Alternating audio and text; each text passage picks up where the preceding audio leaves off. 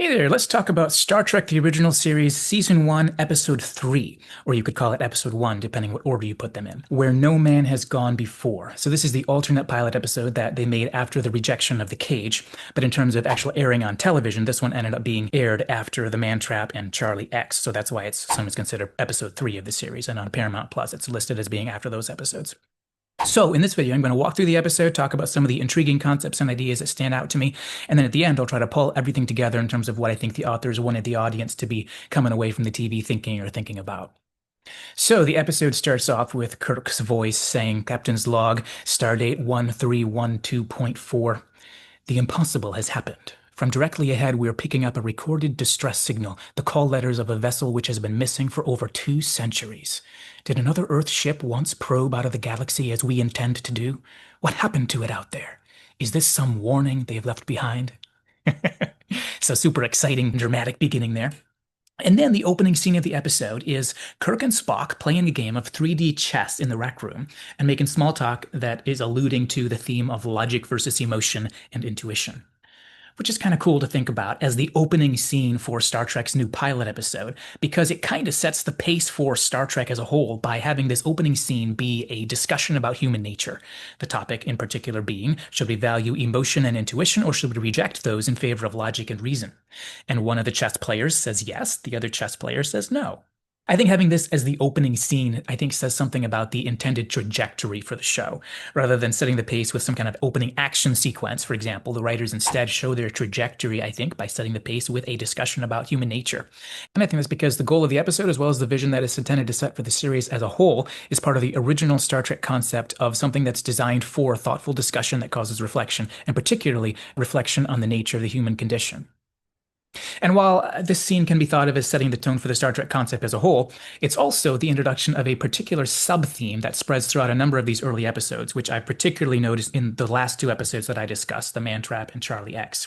All 3 of these episodes, those 2 and this one, take time for some really focused dialogue between our characters on this competition between logic and emotion and the difficult task we have of trying to balance those values. Throughout this episode, this theme is going to expand itself into the backdrop of a moral dilemma that can be seen through that lens of certain emotions pressing up against certain points of logic. So in this scene, at the beginning here, the writers are kind of introducing that emotion versus logic question, not only to introduce us to the series and to these characters, but also to introduce that theme that's going to play out through this episode. And then in particular, like I said, they're going to keep returning to that theme in future episodes as well. Also, another fun observation, there's this lighthearted ribbing as Kirk beats Spock at chess by means of his intuition, and Spock finds that frustrating because it's illogical, and yet Kirk won. So that exact same interaction was duplicated in the episode Charlie X. The difference being in that episode, it kind of fit into the structure of the episode a little more naturally. Here, it seems to be more of an initial character exposition device. The point of having Kirk beat Spock by means of his intuition, and then Spock be annoyed by that, is kind of a way of establishing who and what these characters are when we've never seen them before at this point, who they are psychologically and symbolically in this opening of the new pilot episode for this new series called Star Trek. And this is also our first real introduction to Spock. So in terms of first ever moments for seeing Spock, we actually have a number of contenders for that because he was present in the cage, but he wasn't actually the same kind of logic only kind of Spock that we know and love now. He was just the science officer who was an alien. And then in The Man Trap, we had the opening scene that would have introduced the original television viewers to Spock. That was the scene where Uhura was hitting on Spock on the bridge, which really highlighted Spock's emotionless Vulcan personality and values. But in a way, we could say that this chess scene here was really the true introduction to Spock because this was originally supposed to be the new pilot episode to replace the cage. And in this opening scene, by having Kirk and Spock discuss emotion over a chess game, we are introduced to the idea that Spock is part of a race that doesn't value emotions but prioritizes logic and finds human intuition annoying and illogical. And it's worth noting that even though I find that TOS in general seems to be less, shall we say, pro-emotion than what modern Star Trek represents and what modern EQ-informed values tend to push us toward, but yet this opening scene does have Kirk and intuition as being the winners of this chess game. And I think this episode as a whole does tend to push us toward a more balanced view on the topic, but we'll get into that as we move forward through the episode. Anyway, so the Enterprise finds the thing that's been sending that distress signal, and they beam it on board. Kirk explains it's an old-style ship recorder that could be ejected when something threatened the ship. End quote. And you may notice by this point, by the way, that the uniforms we're seeing are a little bit different than what's typical for TOS. Looks like a slightly modified version of the uniforms from the cage with those turtleneck tops. And instead of the red uniforms, we have these sort of peach tan uniforms. Man, Scotty looks funny wearing tan. Some other differences in this first episode is that Dr. McCoy isn't part of the crew yet. There's this other doctor named Mark something. Not sure if they ever give us his last name. And also the first officer, it still isn't Spock. This time it's Gary Mitchell. And you know what? Side comment. As I was getting about halfway through this episode, I started thinking to myself, I think it would have made so much more sense to go through this episode right after the cage instead of starting with the man trap and Charlie X, the way it's listed on Paramount Plus. Because even though that's not what the original audience was treated to back in the late 60s through the original run on television, the presentation makes a lot more sense in this order, especially if you're paying attention to things. There are a lot of aspects of progression, both in the sense of the storytelling mechanics, like the significance of that opening chess scene, and also for the in-universe chronology. So stuff like there being a different doctor, a different first officer, etc. And even something small like the transitional stage for the uniforms. But anyway, back to the story. So they connect to that big giant recorder device up to the ship computer and it starts uploading. Kirk puts the ship on alert status and we get the credits sequence. Then the next scene after the break provides us with our introduction to Gary Mitchell as Kirk and Spock and Mitchell get some small talk in on the turbo lift. On the bridge, Kirk sends a message to Starfleet, and then the department heads show up to report in before the Enterprise gets underway. So this gives us our introduction to Scotty, Sulu, the Doctor, and also today's special guest star, Elizabeth Dehner. The Doctor explains to Kirk that Dehner joined the ship at the Aldebaran colony, and then she explains, "Psychiatry, Captain. My assignment is to study crew reactions in emergency conditions."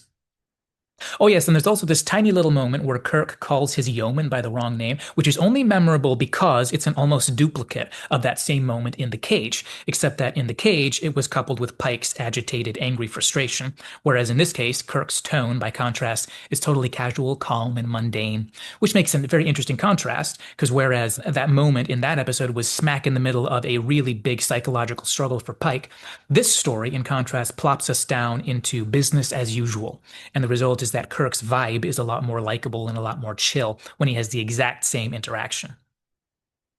Anyway, what's cool in this scene here is that with the introduction of Dr. Dehner, we've got the first psychological professional within the Star Trek saga.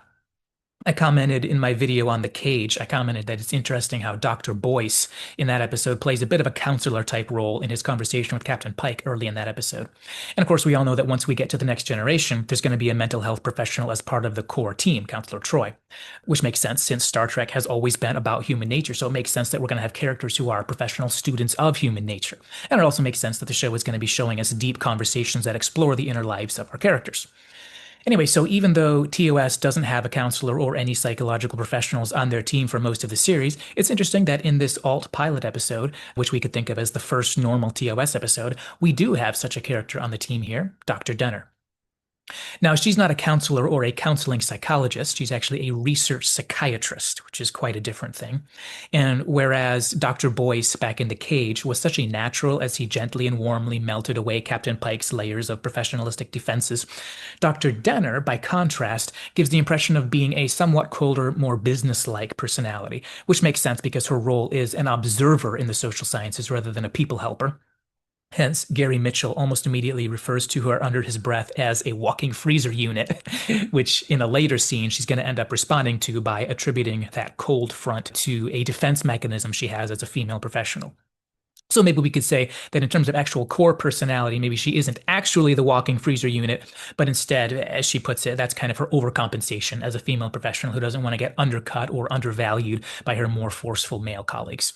And at the same time, I can't help but draw a parallel between that front that she's putting up of this very logical and formal personality. Can't help but compare that as well to the presentation of the number one character on a more deep personality level, the number one character from the unaired pilot.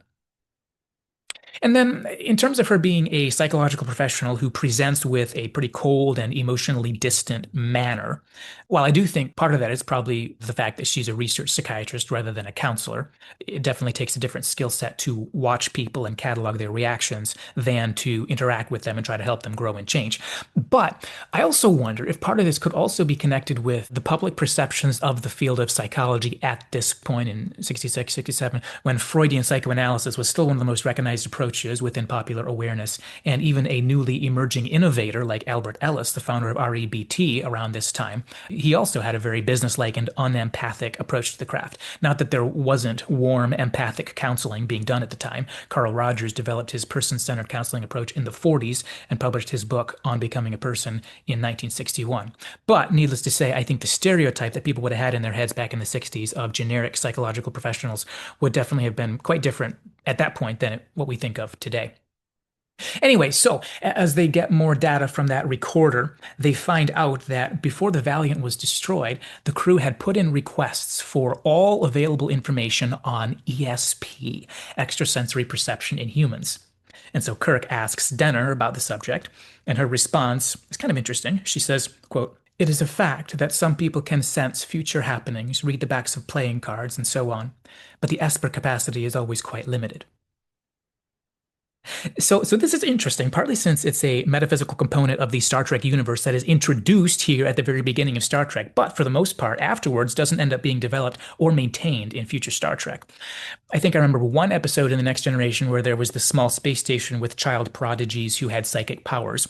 But other than that, the idea of ESP being present in humans in small quantities as a normal part of the universe, that's a storytelling device that pretty much completely disappears after this. And especially the language of ESP and Espers and all that kind of stuff completely disappears. In contrast, for example, to Blizzard's StarCraft universe, in which the concept of psionic energy and humans having ESP and all that kind of stuff is a consistent story element throughout. And then another reason this is interesting is because I think this probably says something about the culture of ideas from back in the late 60s. I don't know where things are at in the field of parapsychology these days, but I remember back when I was a teenager for a school assignment, I ended up doing a kind of surface level research project on the topic using books from my library. And thinking back, it seems like the really pro parapsychology books that I came across, seems like they were something like 60s-ish books, give or take a decade, maybe 60s, 70s, I don't know. That's my hazy generalized memory. Now, in 2025, when I did a couple of quick Google searches in preparation for this video, it seems like the parapsychology movement, it goes back to the 30s and 40s, but it was getting bigger in the late 60s, and it has been quickly fading since about the 80s. So according to the New World Encyclopedia, the origins of parapsychology are associated with the spiritualist movement of the mid-1900s. It was preceded by similar precursors starting in the 1780s with the followers of Franz Mesmer, where they had some similar ideas. Mesmer is the guy who basically discovered hypnosis, if I'm understanding things correctly. But then in 1882, the Society for Psychical Research was founded in London with the support of William James and others. Back at that point, the term used for the investigation of paranormal phenomena, the term was psychical research. It wasn't until the 1930s, with the work of J.B. Rhine at Duke University, that the term parapsychology took over as the term that people would use to talk about this kind of stuff moving forward.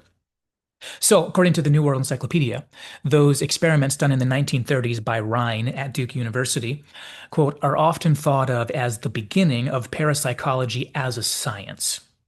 And then the article explains, Rhine is perhaps best known for his methodology of using card guessing and dice rolling experiments in the laboratory in an attempt to find a statistical validation of extrasensory perception. This type of experimental approach has characterized much of contemporary parapsychology. Rhine also popularized the term extrasensory perception, or ESP. So that was in the 30s, or at least it was beginning in the 30s. And as the article continues, it gives us an even better idea of why maybe these concepts would have been particularly appealing to the imaginations of Star Trek writers in the late 60s. Because as the article goes on, it says, the so-called Rhine Revolution attempted to accomplish several things.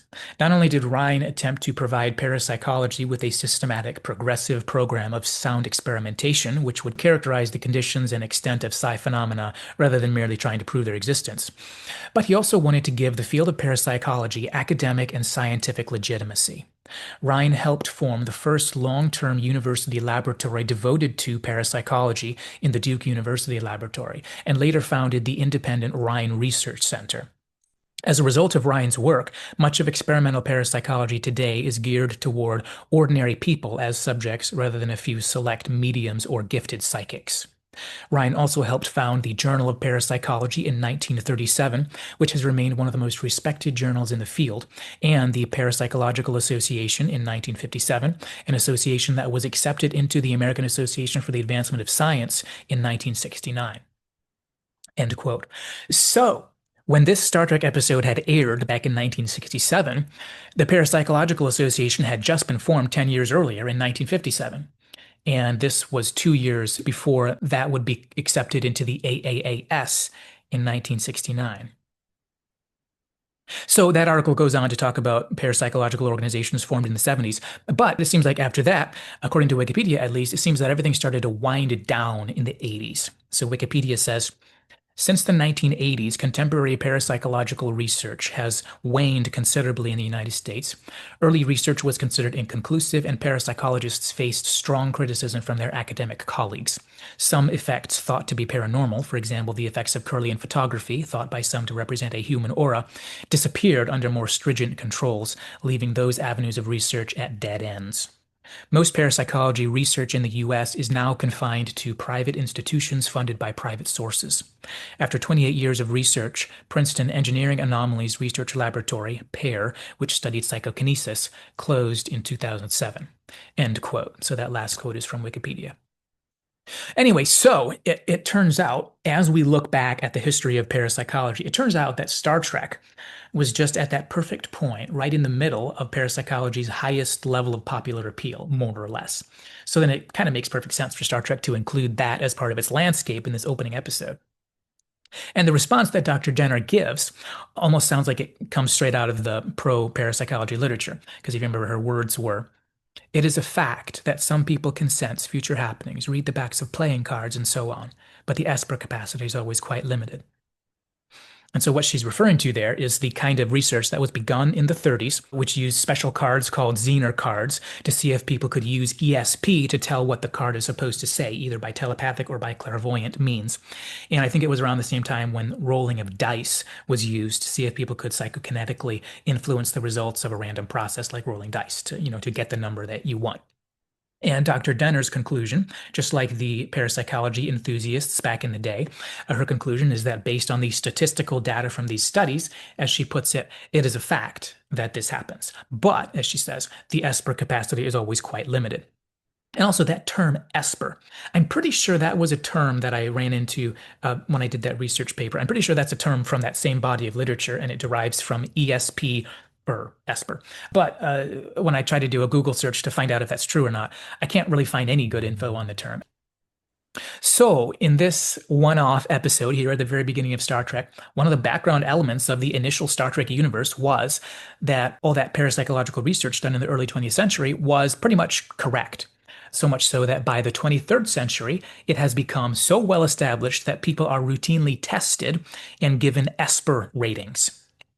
In that sense, it kind of reminds me a lot, actually. It kind of reminds me a lot of Blizzard's StarCraft universe that they created for their 1998 real-time strategy PC game. In that universe, humans naturally have psionic powers at low levels, but due to the advancing of evolution, certain gifted people begin to emerge in the population, and those people are selected through testing when they're young and then trained to become what are called ghosts. If you've ever played StarCraft, you might remember Sarah Kerrigan, who was a ghost, and she could read people's thoughts, and she's basically a special operative for the Terran military. But whereas certain Terrans had a certain amount of psionic power that they might try to hone, the Protoss, the aliens, have highly advanced psionic abilities, just as a matter of course, and the most advanced Protoss, the Templar, can summon psionic storms, they can transform themselves into these powerful archons, etc. So you could say that StarCraft basically took this popular idea that Star Trek had kind of started to lean into in this episode here, but whereas Star Trek pretty quickly afterwards stepped away from that parapsychology narrative, StarCraft decided to turn that into a central characteristic of their particular sci-fi universe and turn it into a source of some of their key plot lines. So Kerrigan gets captured by the Zerg because they can sense her psionic emanations, and then she starts sending telepathic visions to James Raynor, begging him to come save her, etc., etc.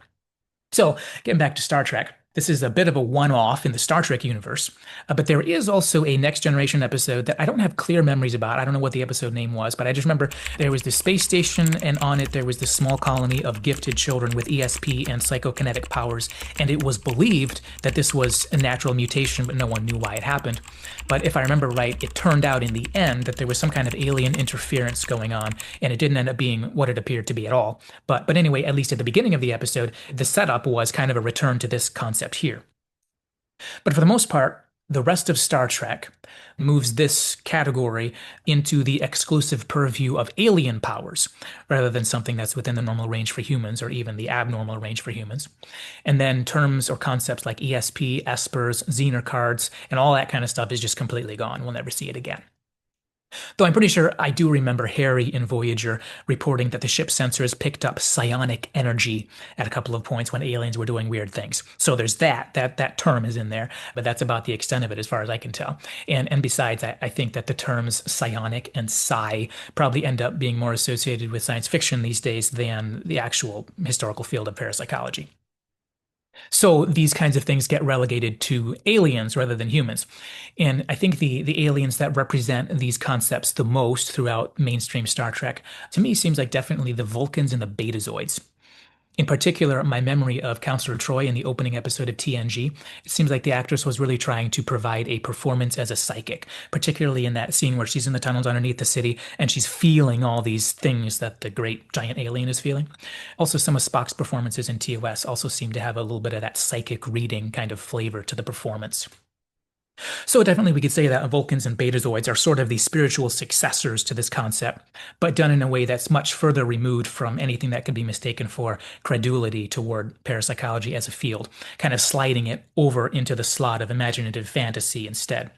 I think we could also bring up a lot of other telepathic or supernatural aliens in the same context, especially cases of aliens or humans evolving into a more supernatural form. But I think for me, Vulcans and Betazoids stand out the most simply because the things that humans were supposedly going to be able to evolve into, or the things that humans supposedly could do in small ways, are specifically the kinds of things that Vulcans and Betazoids do, minus the psychokinetic part. I don't see a lot of aliens in Star Trek making things float or anything like that. But not that this was necessarily a conscious transition that the Star Trek writers did, because it's kind of a well-established sci-fi trope at this point for aliens to have powers of those kinds. And I wonder, since a lot of early sci-fi in the 30s, 40s, and 50s would have been contemporaneous with the popularity of parapsychology, it kind of makes me wonder, it kind of seems likely to me that there's probably a real correlation there. And then in terms of what preceded Star Trek more immediately on television, lately I've been enjoying watching the 1962 comedy My Favorite Martian, in which a Martian lands on Earth and tries to coexist with humans. And it's interesting because he looks completely human except when his antennae pop out. And he's extremely smart. He often says humans are far too illogical. And he has these ESP and psychokinetic powers because he can levitate things, he can read minds, and he can become invisible. So you can kind of see a little bit of Spock in some aspects of the portrayal of that alien there in My Favorite Martian. But I think it also illustrates the idea that giving aliens various parapsychological powers was definitely part of the picture in science fiction long before the launch of Star Trek in 1967. And while I haven't read a lot of 50s sci-fi, I think it makes perfect sense to notice that the golden age of sci-fi, which I think was roughly the 50s, depending who you ask, that was also the same time when the attractiveness of the field of parapsychology was rapidly moving toward its zenith. And then to change the topic a little, on a more completely symbolic level, it's interesting to observe one thematic overlap between the concept of Dr. Dehner here and the concept of Counselor Troy in The Next Generation. We find out that Dr. Dehner became a psychiatrist partly because her high Esper abilities made that field appealing to her and made it more of a natural fit. And similarly, Deanna Troi is a character built on the idea that ESP, in her case, her supernatural betazoid empathy, is a natural fit for a counselor. Now, I've already mentioned how Dr. Dehner isn't your standard empathic counselor type, but more of a researcher. But still, I still think it's interesting to note that in both cases, the Star Trek writers are kind of drawing a link between natural empathy or interpersonal skills or clinical intuition and supernatural ESP type abilities. And I think that's an interesting thing to think about, whether the creative team on Star Trek was making that connection on purpose or whether it's just a natural thing that emerged as the story came together. I think in an expressive or a metaphorical way, there's something really artistic about the idea of doing this fantasy reframe of these intangible senses in real life of empathy and intuition and things like that, and making a fantasy reframe by switching these out for supernatural powers like ESP or telepathy. Deanna Troi is sort of like a fanciful, artistic recasting of the Rogerian ideal of the empathetic counselor. Somebody who knows what you're feeling because she can feel it too. Someone who has a pretty good idea of whether you're telling the truth or not and whether there might be more information you haven't yet begun to share. Now, unfortunately, I don't think the portrayal of Troy, especially in the early seasons of TNG, I don't think necessarily did a good job of approximating what actual empathy looks like in practice, though it definitely got better later on. But I think the concept of Troy and the concept of supernatural empathy as a fantasy expansion of the themes of real life empathy and related concepts, I think that's a really poetic and a really fun concept. And I think it was, probably without anybody realizing it, it was kind of foreshadowed a little bit in this alt pilot episode here by this background element that Dehner was attracted to the field of people studies because she had higher extrasensory awareness than most people do. All right, so back to our story back on the bridge there.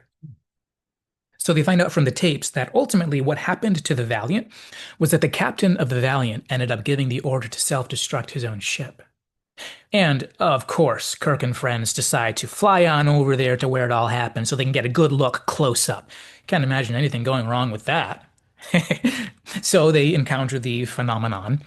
The ship takes serious damage and they hightail it out of there as fast as they can. But before they can get out of there, Dehner and Mitchell are zapped by the phenomenon.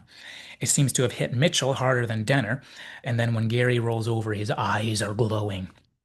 It's interesting to notice, amidst all the other countless parallels between this episode and Charlie X, it's interesting how in both stories, some version of the eyeball effect is used to clue you in that the person is becoming supernatural. So Charlie's eyes didn't glow, but Mitchell's glowing eyes here as the original hint in this scene. It just reminds me how they kept giving those hints about Charlie via his funny eyeball thing.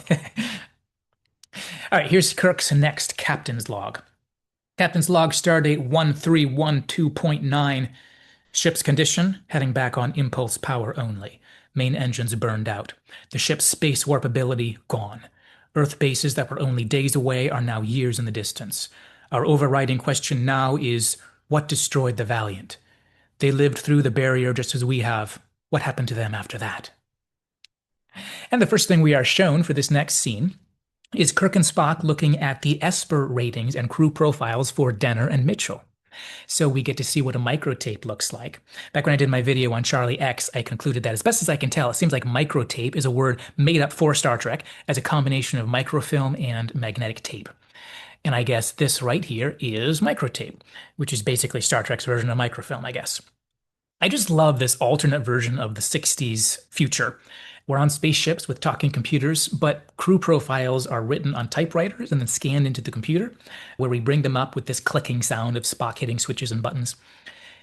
And look at all this information they gave us on the screen. If only we can get to that pause button quickly enough. So this is Elizabeth Dehner, PhD. There's her address. Her birthplace was Delman. I wonder if that's some space colony off somewhere. She was born on stardate 1089.5 and oh, look at this. She's 21. I don't know if it's just me, but she just doesn't seem 21 to me. And then to top it off, this means that she earned her PhD sometime in those years before turning 21. Holy crap. Her Esper rating is 89, and her perception quotient, whatever that is, 20 over 100. And look, it's circled with what looks like a pencil. So we got microtapes in the 23rd century on spaceships with test results that not only were typewritten, but circled and underlined with pencils and or pens. Yeah, nice. And then we got the Duke Heidelberg quotient, whatever that is, and then general knowledge quotient. I guess that must be the Starfleet equivalent of IQ. And then we get the actual beginning of her report. Esper rating and quotients are better than average in all categories. Subject officer's history indicates an Esper orientation pattern since childhood, evidenced in superiority at guessing games, reading cards, etc.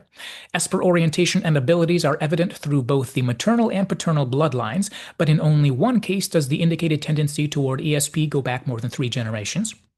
Subject officer has been aware of the high ESP rating since secondary school days, and it is in part the basis for her interest in vocational training as a psychiatrist.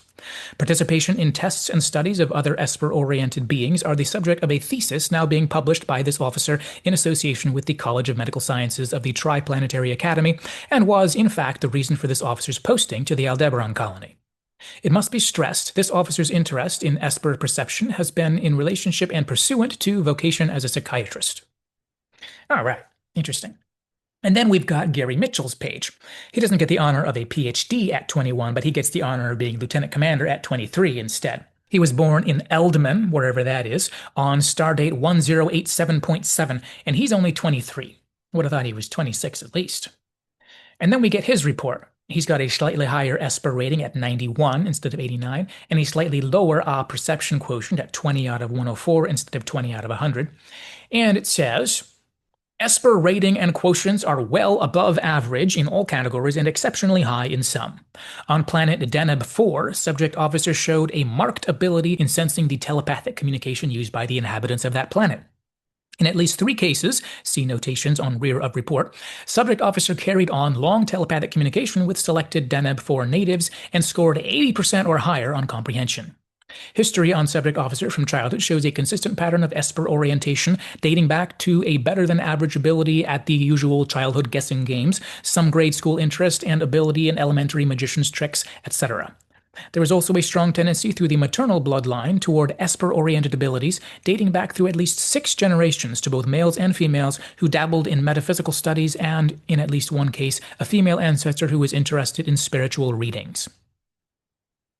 And those references toward the end, those references to individuals who dabbled in metaphysical studies and spiritual readings, I'm guessing that's a reference to stuff like mediumship or magic or other things that relate loosely to psychics and generally occultic type themes, which is relevant because in a minute we're going to get what sounds like loose associations to the kind of witch hunt type story element.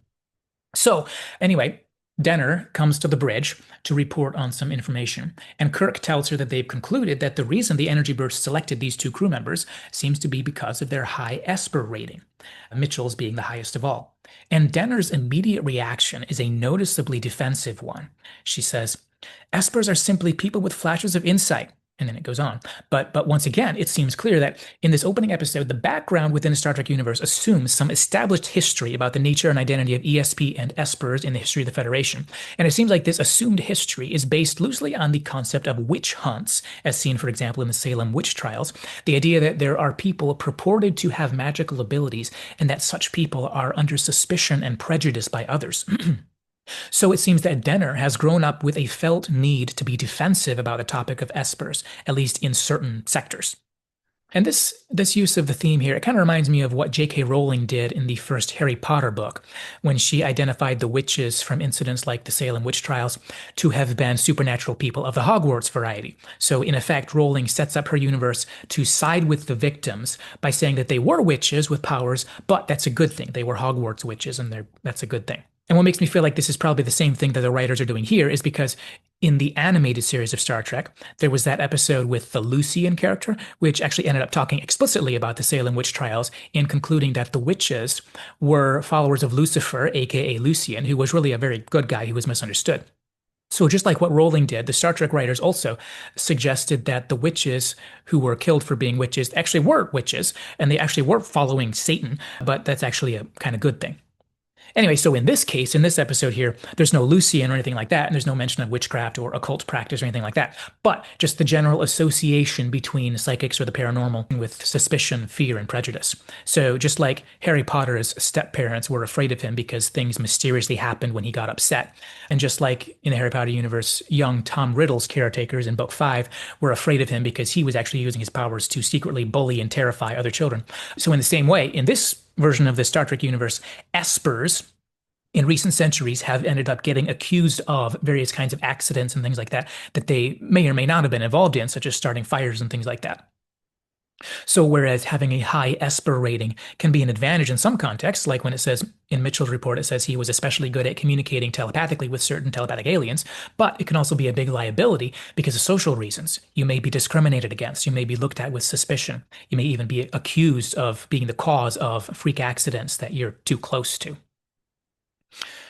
Anyway, so next up in the story here, Kirk goes to visit Mitchell in sickbay. And Mitchell has been lying in bed reading books, and look at that nostalgic CRT screen there. Even that off-white color just adds nostalgia for the olden days. Of course, for me, the olden days would be early 90s, not the late 60s. Maybe futuristic CRTs of the late 60s ended up becoming the normal look back in the early 90s. I don't know. No clue. But anyway, so it turns out that Mitchell has been specifically reading Spinoza. That's who the screenwriters here decided to use to represent how smart Mitchell is. He's so smart that he's been reading Spinoza. So the assumption is Spinoza is not just advanced, but also kind of hard to read. According to Britannica.com, Benedict Spinoza was a mid-17th century Dutch Jewish philosopher, one of the foremost exponents of 17th century rationalism, and one of the early and seminal figures of the Enlightenment. So Spinoza ended up being excommunicated from his Jewish community when he was in his mid-20s, and he became known as an outspoken critic of traditional Jewish beliefs involving the supernatural, such as the existence of the soul or the traditional God of Judaism, and he became specifically known for denying that the Jewish prophets possessed any knowledge beyond that of ordinary mortals, and denying that the history of the Jews is any more extraordinary than that of other peoples. He's most well known for his publication entitled Ethics, which is now thought of as a philosophical masterpiece. The central message of his work, according to the Stanford Encyclopedia of Philosophy, consists in showing that our happiness and well-being lie not in a life enslaved to the passions and to the transitory goods we ordinarily pursue, nor in the related unreflective attachment to the superstitions that pass as religion, but rather in the life of reason. He's also known for his 1670 theological political treatise, which, according to Britannica.com, made him notorious and became one of the few books to be officially banned in the Netherlands during this period. The book begins by refuting accepted Jewish and Christian beliefs about the supernatural grounding of religion, and then moves on to discuss political philosophy and the nature of governmental authority. According to Britannica.com, at the end of the treatise, Spinoza argues for complete freedom of thought and speech, claiming that no one can be forced to have one thought rather than another, and that people should be allowed to develop their thoughts by themselves. People should be allowed to say and publish whatever they wish, so long as it does not interfere with the state. Spinoza ended the work with a declaration that this is what he thinks, and if the state thinks otherwise, he would be glad to change his text, which of course he never did. So anyway, that's a bit of a nutshell of Spinoza, and you can start to get an idea of why Mitchell would be reading Spinoza. Not just because it's a mark of how smart Mitchell is, Spinoza is hard to read and scholars still debate, for example, how we should classify Spinoza's view of the nature of God. So not just because Spinoza is an advanced philosopher who's difficult to read, but also because he was at times a socially rejected, non-traditional figure, just like Esper's are in the Star Trek universe.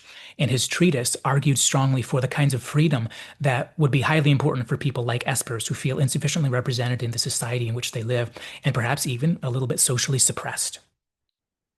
So anyway, Mitchell tells Kirk that he wants to return to duty, but Kirk says he wants to keep Mitchell under observation in sick bay for a little while longer first. Then after a little bit of small talk, Kirk turns to walk out of the room, and then he has this alarming moment when Mitchell's magically echoing voice calls after him and says something that could be interpreted as a joke or as a demand or even as a threat. Because Mitchell had just said, "That doesn't sound very nice." And then as Kirk walks away, he says in a booming voice, "Didn't I say you'd better be good to me?" And Kirk, he's startled and he turns and he hesitantly smiles. And then that smile kind of fades because Mitchell doesn't return the smile. And you just see this alarmed look on Kirk's face. So the question we might immediately ask in light of everything leading up to this point is Gary Mitchell, lying in that bed there, is he the helpless, persecuted Esper who's about to get rejected by society and who needs to have his freedoms protected so he isn't excommunicated from Starfleet like Spinoza? Or is it the other way around? Is Mitchell the persecutor, the one who everyone else needs to be protected from, the one who values Spinoza's philosophy not as a source of hope, but as a tool or a weapon to get him the power he wants? And Kirk has had both of these options vying together in his mind. But then once he hears that ambiguous demand, and then particularly after he smiles and Mitchell doesn't react to the smile, now suddenly one of those two options is starting to look a whole lot eerily more likely than the other one. Well, in sick bay there, Mitchell and Dehner slowly warm up to each other. And this is the part where she explains her walking freezer unit syndrome. She explains, we women professionals do tend to overcompensate. And then not long after that is when Mitchell discovers that he can change his vital signs or he can change the monitor readings by changing his physiology. And she's quite alarmed by that. And that's when he tells her, he lets her in to the fact that he's been able to read like crazy. And so she picks up the stuff and she starts quizzing him on random parts of the stuff he's been reading. And he can quote stuff just like that. And this is also when he really starts hitting on her. Now, it's a little hard to read her reaction to that exactly, but it seems like she's kind of experiencing the ambivalence, the mixed feelings, the double experience of being heavily alarmed by this sudden change of behavior, but also very attracted to him as well. Both of which make sense because unexpected power does tend to be both highly alarming and highly attractive. Anyway, Lee walks in on them, and there's a little bit of small talk. And when Mitchell telepathically sees in Lee's mind this image of something that needs repair, he demands that Lee go and recheck that without telling him the real reason. And then as Lee is leaving, after Lee leaves, he just calls him a fool. And then next scene, we're in the briefing room, and Lee is telling everybody about this thing that in fact did need repair, like Mitchell suggested. And the discussion quickly transitions to how to handle Mitchell. And the tension rises, especially once Dehner arrives. She arrives late and she enters the conversation. Then, especially, the tension starts to rise since she wants to give Mitchell substantially more benefit of the doubt and trust than everyone else thinks is wise. Two things stand out to me from this briefing room scene. So, first off, Dehner's passionate partisanship here. And then, secondly, the descriptions that we get of Mitchell's really sudden psychological change. So that first one, so when Dehner is asked if she has observed abilities in Mitchell, she specifically leaves out the external abilities and lists only the internal ones. So she lists his ability to read fast and to change his own physiology. She doesn't list his ability to see or know things outside himself. So she's intentionally providing partial information, probably not in a premeditated way, but just out of this hesitancy to share information that might feel incriminating in regard to him. The two factors that are coming together here, I think, are first off, her passionate trust that has been emerging from her romantic feelings. When she was with Mitchell, she felt alarm and some very hesitant romantic interest. Presumably, in the meanwhile, the feelings of alarm have been fading since that point, and the romantic passion has been stabilizing and settling in gradually over time. And a stabilizing romantic passion is going to include elements of trust. So this element of passion and trust that then combines with her past experience regarding the difference between her perception of Espers and other people's perception of Espers. It goes back to this theme in her life of Espers, like her, receiving discrimination or causing fear in other people, and the struggle that that has caused for her in certain parts of her social life. So when you combine this anxiety from her past experience, you combine that with the growing romantic passion toward Mitchell, the result is that she trusts Mitchell wholeheartedly and she doesn't trust Kirk and the others. And this combination of trust with mistrust results in her giving a skewed testimony without necessarily even realizing that she's doing that. Afterward, after other as evidence has been presented, and then Kirk just asks her directly if she didn't also notice indications of these other kinds of powers, then she admits the parts she left out. And Kirk is really angry. He confronts her about this omission, and she immediately shoots back in anger, basically trying to fight for Mitchell. And it's interesting as well what that conflict may be doing to her own hesitations about Mitchell. Because, like I said, when she was alone with him, she was clearly alarmed by his behaviors. And it seems that her romantic feelings have been settling in gradually in that interim ever since. But I think we could also suggest that this very part here, this scene here in the briefing room in which she feels now worried that others are going to treat him poorly, I think that is kind of the final nail in the coffin for her own hesitancy or caution about him. Because now she's in the position of arguing against other people. And now in that, she becomes firmly entrenched on the side of trusting him and supporting him. And I think this is something just worth noting for all of us. On the one hand, that some things need time to sink in, such as Dehner's feelings for Mitchell. And on the other hand, that sometimes combative interactions can entrench people into viewpoints that they would have otherwise looked at with much more appropriate caution or hesitancy. So that's really interesting to notice how quickly and passionately Dehner starts fighting for Mitchell. The other thing I find interesting is how the dialogue coming from the various characters in this scene indicates that they saw a radical and sudden personality change in Mitchell after the accident happened. Spock brings the discussion to a climax near the end by saying that as Mitchell's powers continue to increase, quote, in less time than that, a month, he will have attained powers we can't understand and can't cope with. Soon, we'll not only be useless to him, but actually an annoyance. End quote. And then after everybody leaves, Spock suggests to Kirk, he suggests marooning Mitchell on a nearby planet, or if that isn't possible, it may be necessary to kill him. So this is in contrast to what happened in Charlie X. In Charlie X, the episode Charlie X, Kirk interpreted Charlie's willingness to destroy the Antares and to make people disappear. He interpreted that as being associated with Charlie being too young to have come to understand the value of life. And that's from the scene near the end of the episode where the three of them are in the briefing room shortly before Charlie takes over the ship. And another unique part of the Charlie story would be the fact that even at the very end of the Charlie story, Charlie still didn't seem willing to inflict visible experiential harm. He only made people disappear, and he destroyed a ship that was far away. When inflicting visible harm on Kirk on the bridge, that he could see the pain, that was clearly disturbing to Charlie, even at the end of his development. But anyway, so in contrast to the Charlie X setup there, Mitchell has had a sudden personality shift, almost like he's on some kind of crazy drug or like he's having a personality transplant. And as a result, we don't get to see a step-by-step psychological process in which his powers gradually overtake his sense of right and wrong. Like we see, for example, in that Next Generation episode where Riker gets Q powers and then he gradually, and like we see in other stories about gradual corruption because of the influence of power.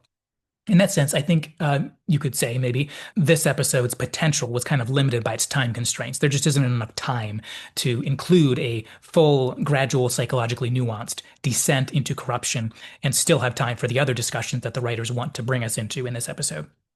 So I point that out because I think this particular scene here, the briefing room scene, is the first point when you really notice that lack of psychological development. Or at least for me, that was when I noticed that. Because it's clear that Spock is correct that Mitchell has shown clear signs of being an unstoppable menace. The way he's playing with people and riding on a thrill and hiding his powers like he's waiting to do something to take advantage of others. But since Mitchell isn't an established character that we're familiar with, we as the audience can't see that sudden transition as well as we could if he were. But needless to say that unlike with Charlie, this is a kind of black and white kind of change of personality, which maybe you'd say suffers from the 50-minute episode syndrome.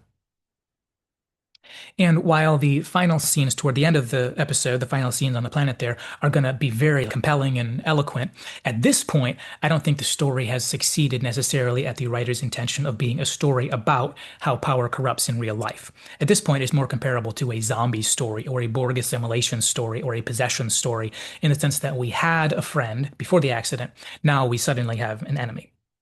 So turns out that Charlie X, even though I think most of us agree Charlie X is a less fun to watch episode and doesn't have the epic and highly artistic finale that this episode has, but what that episode does have is that it is a psychological story that shows us the journey, albeit still squeezed into 50 minutes, but the story of somebody who becomes corrupted gradually by the normal impulses operating within the context of power and mundane but painful situational experiences. Which makes me wonder if maybe the way it went was that that episode was inspired by this episode. In a way, that episode is kind of an extension of the same concepts we have here, but painting the different sides and angles that this episode wasn't able to portray effectively.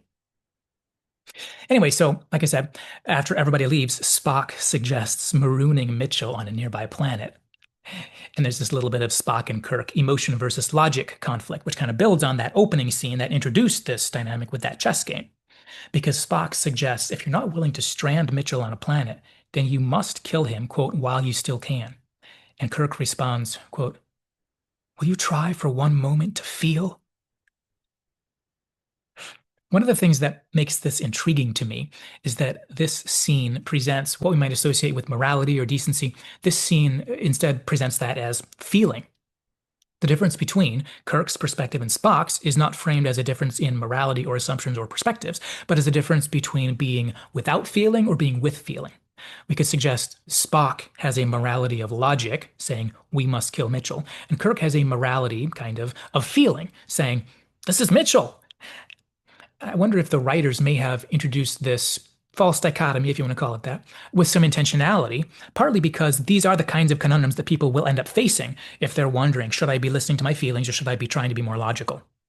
I think it's kind of a false dichotomy for a number of reasons, most especially because there's one particular logic that Spock is using, and there's one particular feeling that Kirk is referring to. But there are plenty of alternative logical arguments that would go very different directions, and plenty of alternative feelings or emotions that would also take you in very different directions. For example, the feeling of fear might cause you to immediately want to kill Mitchell, or the logical syllogism: Starfleet officers do not kill their own. We are Starfleet officers, therefore we do not. Uh, so it's not actually that logic points one way and emotion points another way. It's more that Spock is defending his view with logic because he values logic. Kirk associates his side with feelings because he values feeling. So I guess we could suggest that this scene is introducing the question of the relationship between morality and of logic versus emotion, without necessarily intending the scene to be answering that question. I think by the time we move toward the end of the episode, it's going to become clear that the writers value certain parts of both sides of that argument. And I would suggest that one way of looking at it, my opinion of how to resolve these together, would be to appeal to something like a virtue ethic. So the way I would look at this is that Spock's logic here is a reflection of his inclination toward a wisdom characterized by prudence and caution, or appropriate fear with the willingness to face the realities that others may prefer to avoid or ignore or deny. Whereas when Kirk refers to feeling, this can be seen as a reflection of his inclination toward virtues like compassion, empathy, altruism, the valuing of the protection of other human beings, and things like that. And I think the Star Trek writers as well are at least nudging us in a direction, something like that, because even though they never talk about virtues per se, near the end of the episode, compassion definitely comes up as a passionately defended moral imperative that they present at a pivotal moment in the very theatrical confrontations between Kirk and Mitchell near the end of the episode. And compassion becomes the distinction between a good man or God and a bad one, the distinction between power that has corrupted itself versus what has not yet been corrupted. And similarly, at the very end of the episode, when Kirk is reflecting on the tragedy of losing Mitchell, Spock says, I felt for him too. So I think compassion as a virtue is definitely an important part of this episode, even though it's not presented as a virtue per se. It's presented more as an emotion than a virtue. The word virtue is never mentioned throughout the episode.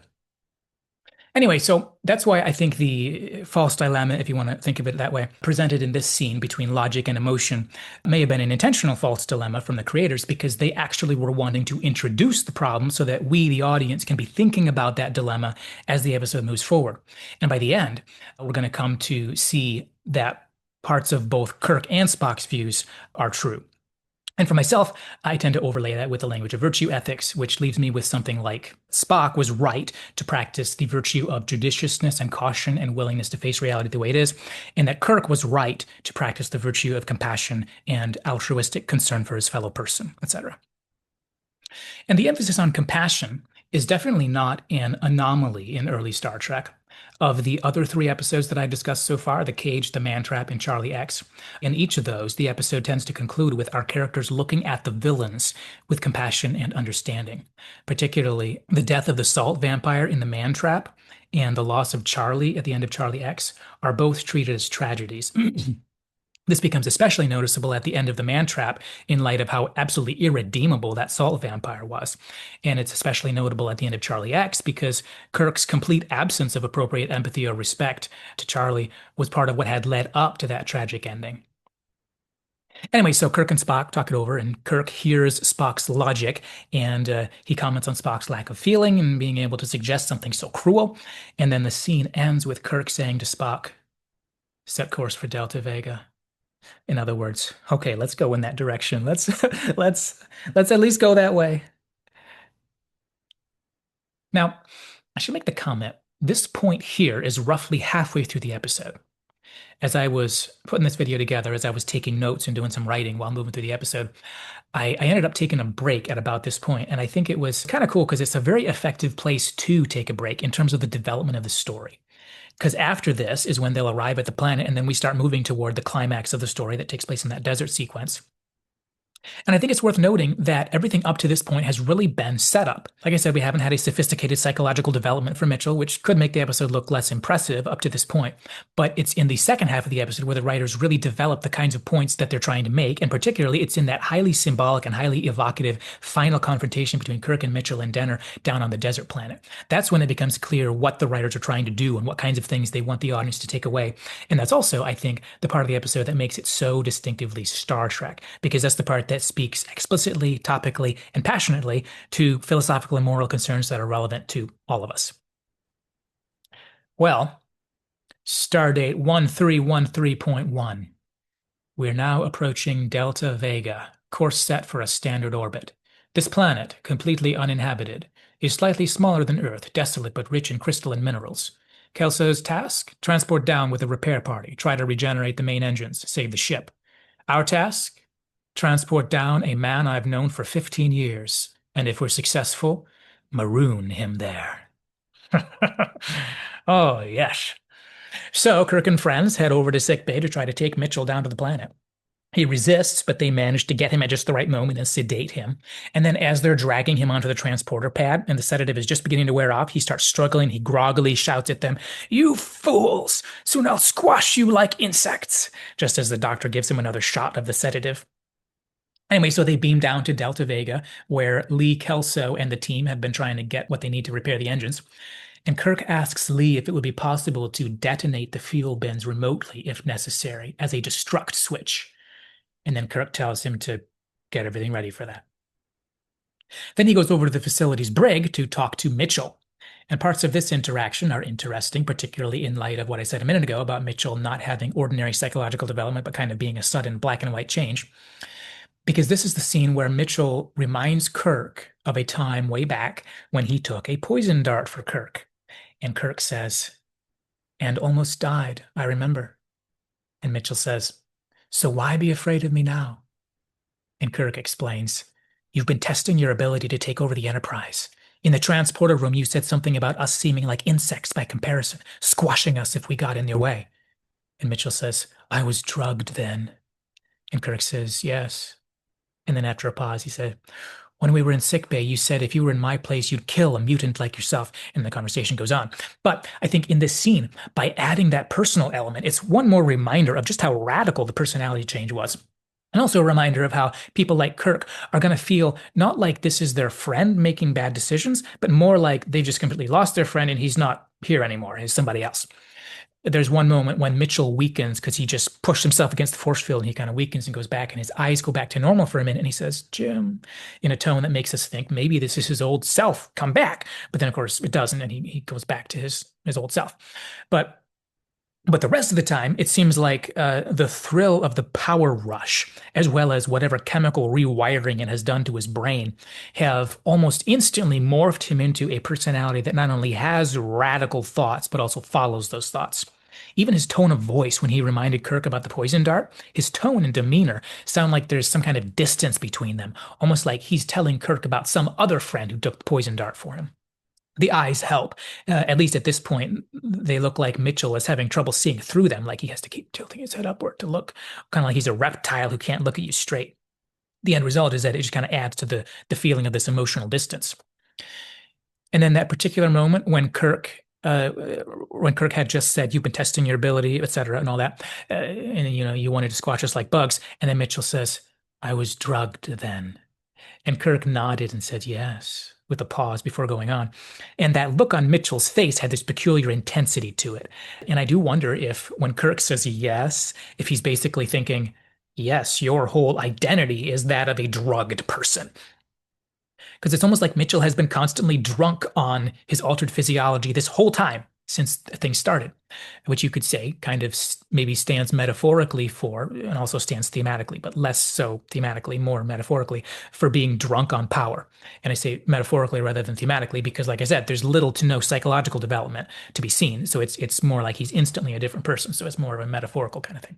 So anyway, on planet side, once we get to the planet, we've got the brig scene here, and then there'll be one last Kirk and Spock discussion about the morality of logic and feeling, and then we'll get the escape of Dehner and Mitchell, and then finally that long extended finale sequence out in the wilderness. So that's the map of the rest of the episode. And of course, at the very end, there's also this really quick closeout sequence on the bridge between Kirk and Spock, but that's the very end. So after Kirk and Mitchell have their brig conversation, Kirk radios up to Scotty, who says the repair process is going great, and he just beamed down a phaser rifle for Mr. Spock. And then Spock walks onto the screen with this bizarre contraption, which is called a phaser rifle. And that's when he and Kirk step away for their conversation about Mitchell. But that phaser rifle, that's quite something, and it's a first. And there's just something so bizarre and super cool about the fact that the first phaser rifle in Star Trek was in the first episode right here. Even though we normally think of phaser rifles as being a 24th century kind of thing. And not just did they show up right here at the beginning, but they look like that. Holy crap, that's a weird contraption. And as far as I know, that's the only time we ever see a phaser rifle in the original Star Trek. So when you watch this episode, feast your eyes. Anyway, Kirk and Spock step aside by themselves to have a private conversation, which kind of feels like a continuation of their conversation back in the briefing room about emotions and logic. Kirk says, Dr. Dehner feels he isn't dangerous. What makes you right and a trained psychiatrist wrong? And Spock says, because she feels I don't. All I know is the logic. In my opinion, we'll be lucky if we can repair this ship and get away in time. So, from Spock's perspective, the fatal flaw of Dehner is the fact that she has emotions and can feel. Like I said before, I don't think that this is the conclusion of the writers necessarily, but simply a perspective that they're showing us. This is the way Spock thinks. And what Spock doesn't know is that Dehner actually has personal feelings for Mitchell, which means it's not just her overactive kindness or compassion in her disposition, but also specifically being emotionally off balance and vulnerable due to the unpredictable, overwhelming nature of having early romantic feelings. Another factor to consider as well is that one of the unstated differences between Dehner and Spock in this situation is the difference between objectivity and partisanship. The fact that Spock doesn't have skin in the game, so to speak, but Dehner does. But anyway, these are the elements that Spock isn't aware of. All he can see is that she's holding on to hope and kindness far too tenaciously. And this seems to be connected with her emotional orientation. Spock's point, I think, and one that I think the writers want us to consider, is that these qualities of compassion, empathy, fellow feeling, altruism can make someone vulnerable to being taken advantage of. And Spock is suggesting that by his absence of these qualities, he can see the truth, which individuals such as Kirk and Dehner are blind to. And like I said earlier, I think another way to interpret this situation would be to describe Spock as having the virtues of judiciousness and prudence and the ability to look the truth in the face, which are virtues that don't necessarily involve the elimination of emotion, but which in real life often accompany an increase in self-understanding and in honest openness to reality and that kind of thing. Anyway, just like in the briefing room scene, we also see Kirk's respect for Spock, and we see the effectiveness of this advisor type relationship as Kirk walks away from the conversation, willing to accept the unavoidable wisdom being presented by his advisor here, even though he doesn't see eye to eye on Spock's way of framing things. Lee reports to Kirk that the destruct switch is ready, and Kirk assigns him to, at his discretion, pull that switch if Mitchell gets out and it looks like it's our last option. Oh, and wow, look at that. It's a giant space-age toaster sitting on top of a mini fridge. Starfleet officer fixes toaster. Anyway. All right, so with the repair work completed, the repair team beams back up. And when Kirk goes to tell Dehner to beam up with everybody else, you may or may not notice that something seems to be up because Dehner is kind of strangely smiling, which in retrospect seems to be because she has already realized that she's changing. So whatever kind of neurochemical power trip has changed Mitchell's personality, maybe that's what's begun to make Dehner act kind of floaty and happy. And then she dreamily tells Kirk, I'm staying behind with him, which Kirk doesn't like at all. But before you know it, Kelso has been remotely strangled via Mitchell's telekinesis. And then Mitchell takes control with the echoing words, You should have killed me while you could, Jim. Command and compassion is a fool's mixture. And he zaps them unconscious and magically turns off the force field. And then her eyes start to glow as they stand together looking in the mirror. So that's the big transition point. You could say this second half of the episode, the planet side sequence, can be divided into two parts. The part before Mitchell escapes and the part after Mitchell escapes. The part before is the build-up, the part after is the payoff. But right here at the transition point, we get one more puzzle piece about the logic and emotion and morality question. Command and compassion is a fool's mixture. So we find that Mitchell seems to agree with Spock. Maybe it'll make us angry to hear him say that. While we think that Spock might agree, we tend to think that even Spock would be uncomfortable with the implications. Command and compassion is a fool's mixture. You're a fool, Captain Kirk, because you have the capacity for compassion, because you have felt compassion for me. You deserve to be beat, Captain Kirk, because you're a fool. That's my expansion of what you might hear behind those words. For those who have been paying attention closely to the themes up to this point, this might be the point when you might begin to feel a little confused, maybe a little bit uncomfortable. None of us wants to hear a spokesperson for evil saying something that we believe to be true and then repeating it while he twists the knife, so to speak. Because that's basically what's happening, and that's why we begin to feel uncomfortable. The story so far had been beginning to convince us that Spock was right and that we need to be kind of colder in certain ways, more detached, disinterested, compassionless. And then now suddenly we hear this malevolent, contemptuous voice saying exactly the same thing. And we start to realize that part of the reason that it's true is because it's being proven true in that very moment. Part of the reason it's true is because Mitchell is making it true as he twists the knife with contempt. And then we fade out for the commercial break. Oh, wow. I'm really glad for modern streaming services with no commercials, but let me tell you, this transition point right here at this point, this is a real commercial break. Because whatever the heck is being advertised by the advertisers in between here, this is the part where the audience is supposed to be doing a whole lot of reflecting. Probably be feeling a little disturbed, probably feeling a little angry, probably thinking, I was so sure that Spock was right, straight up to that point when Mitchell said it. And now I'm even more sure that Spock and Mitchell are correct. But now that very concept just kind of makes me sick. There's got to be more to this. There's got to be more to the picture than that.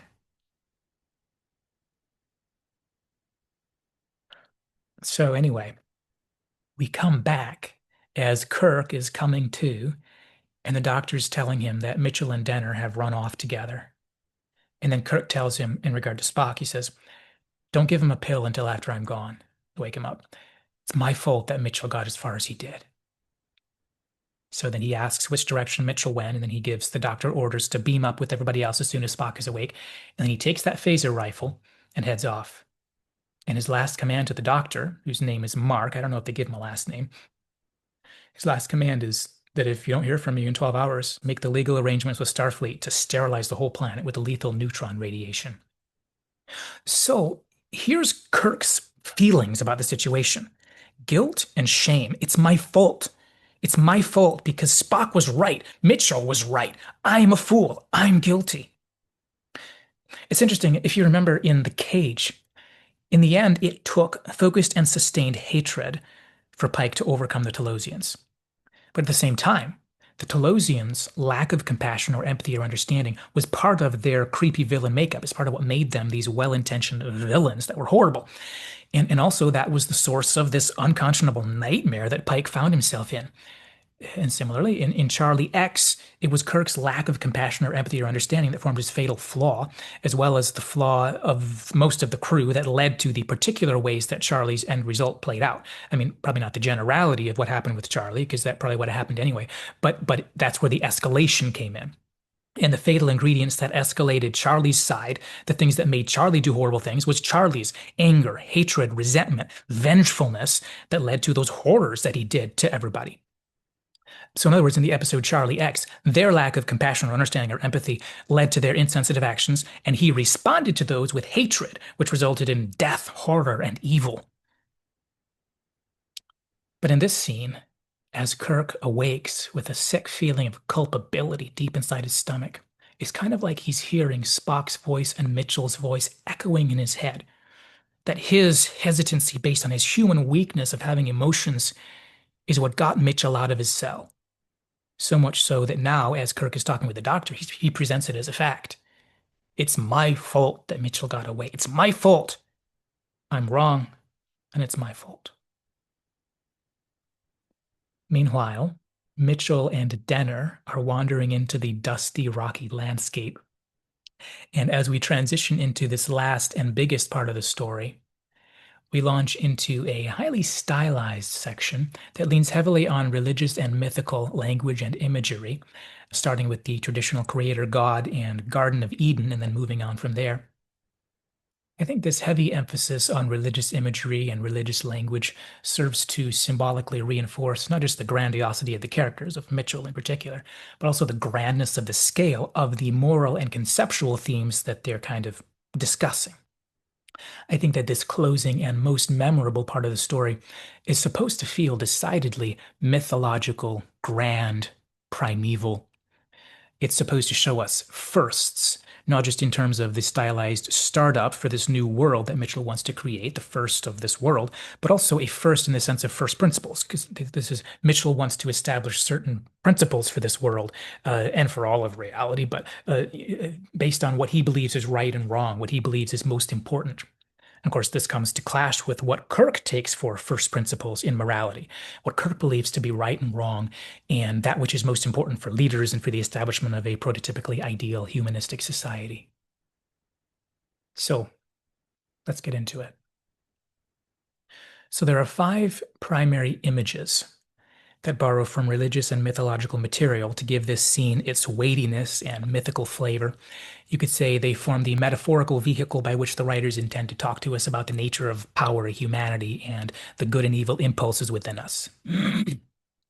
These 5 images that I noticed that play out here are number 1, religious language associated with the omnipotent God of monotheism. 2, an extended and highly visual invocation of the Adam and Eve story, but with some very important twists. 3, discussion of gods in the polytheistic sense with an emphasis on grandness and greatness in contrast to frail humans. 4, both gods and God together in regard to the question of good and evil and power. So what ought God or a god to be? And then 5, the existentialist and religious imagery of an open grave with a headstone symbolizing mortality, death, and the brevity of life, and therefore the frailty and vulnerability built into the human condition. So these 5 sets of rich and highly symbolic imagery form a backdrop, a vehicle from which the writers can discuss their philosophical questions, resulting in a dense sequence that is dripping with thoughtfulness and with the invitation to reflect. And what's it trying to make us reflect on? What philosophical question is this all a backdrop for? Well, I think something to the effect of, what's the difference between right and wrong, and how does that interplay with power in the human condition? What should we expect of ourselves and others when power intersects with the human condition and seems to upset the standard balance of our definitions of right and wrong? And then also, in light of all the Kirk-Spock discussions about logic and emotion, what's the relationship between these moral aspects of the human condition and things like compassion? How do logic and or emotion help us navigate the intersection of morality with power in the human condition, either as the person with power to try to manage, or as the person observing somebody else with power who may be managing that poorly? So this section begins with Mitchell and Dehner walking through the dusty and rocky wasteland when Dehner says, "It would take almost a miracle to survive here." And Mitchell responds, "Then I shall make one. Behold." This is interesting.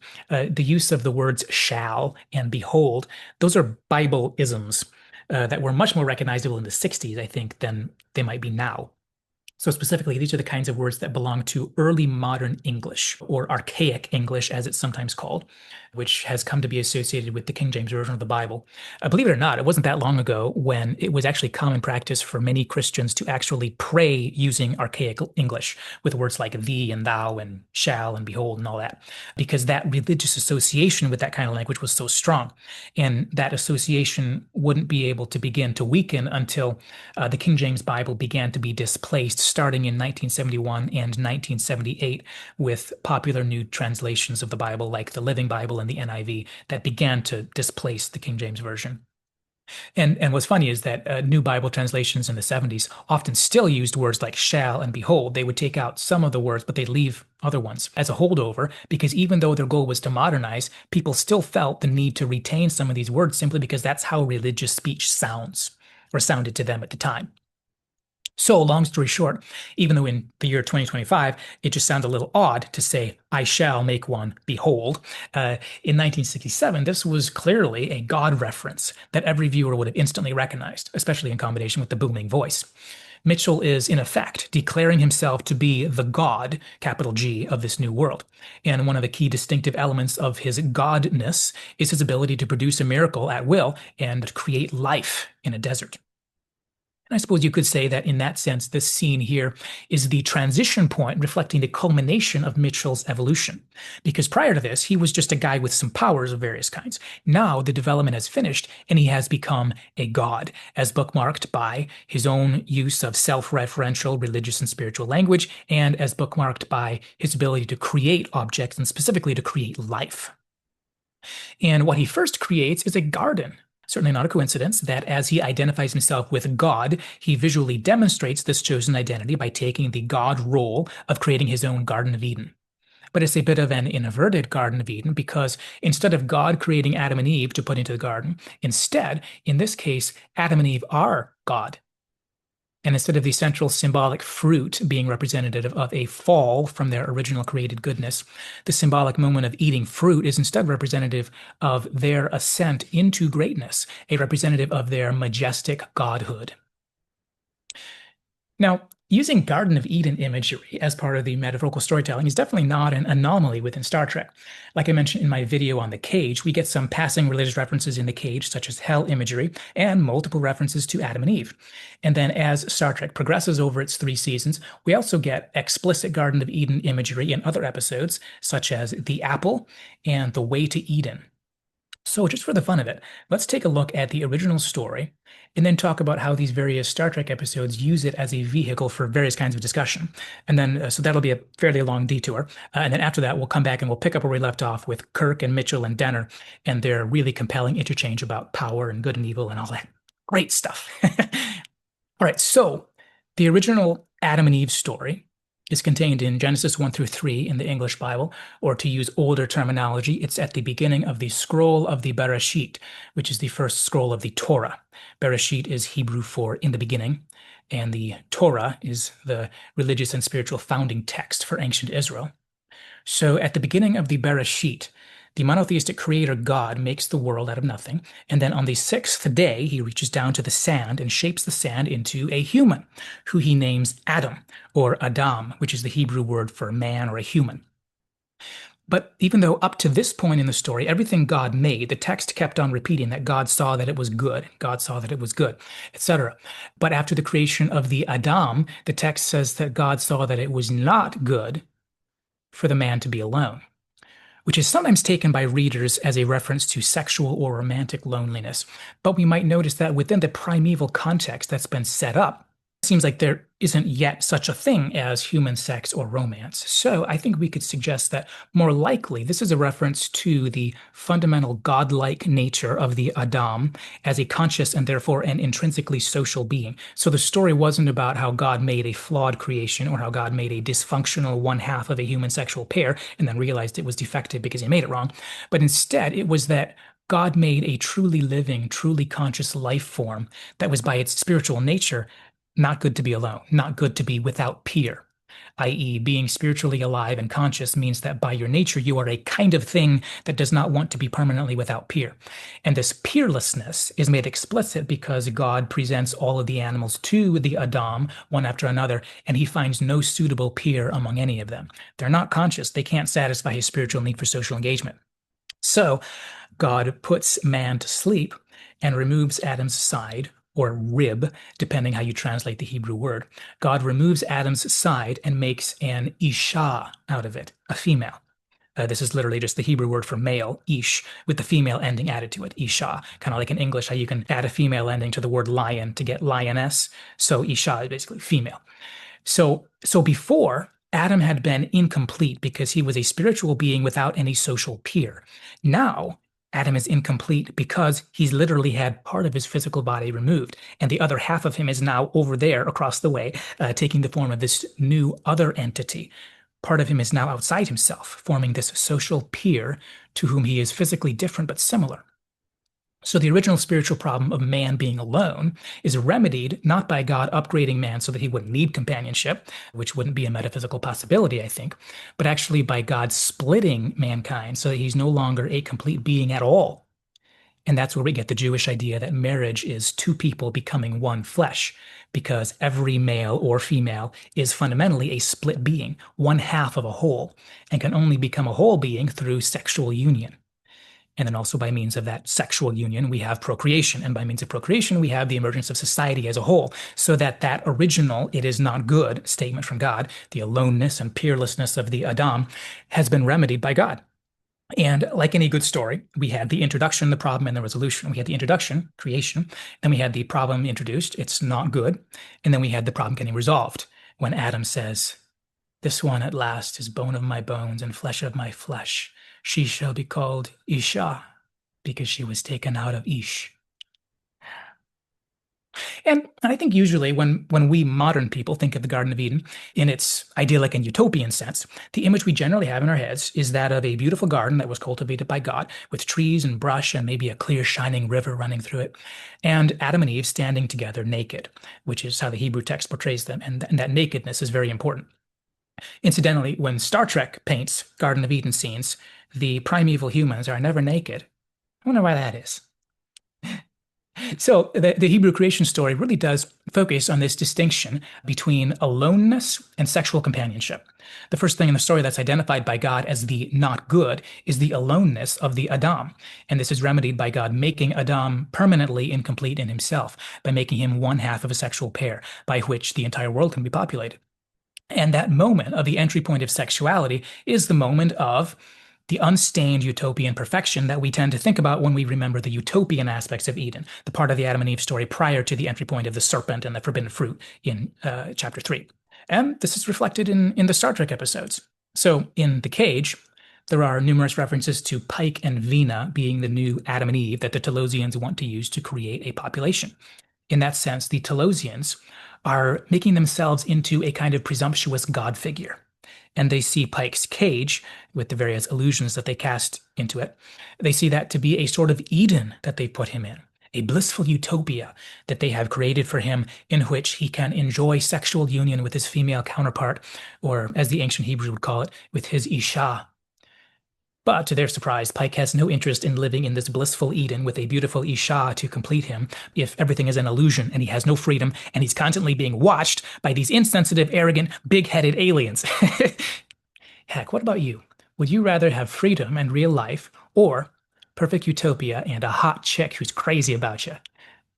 Man, I seem to be seeing visions in my head of two pills from the Matrix, followed quickly by visions of this other film with two Starfleet captains who got stuck in an energy ribbon of timelessness and perfect joy.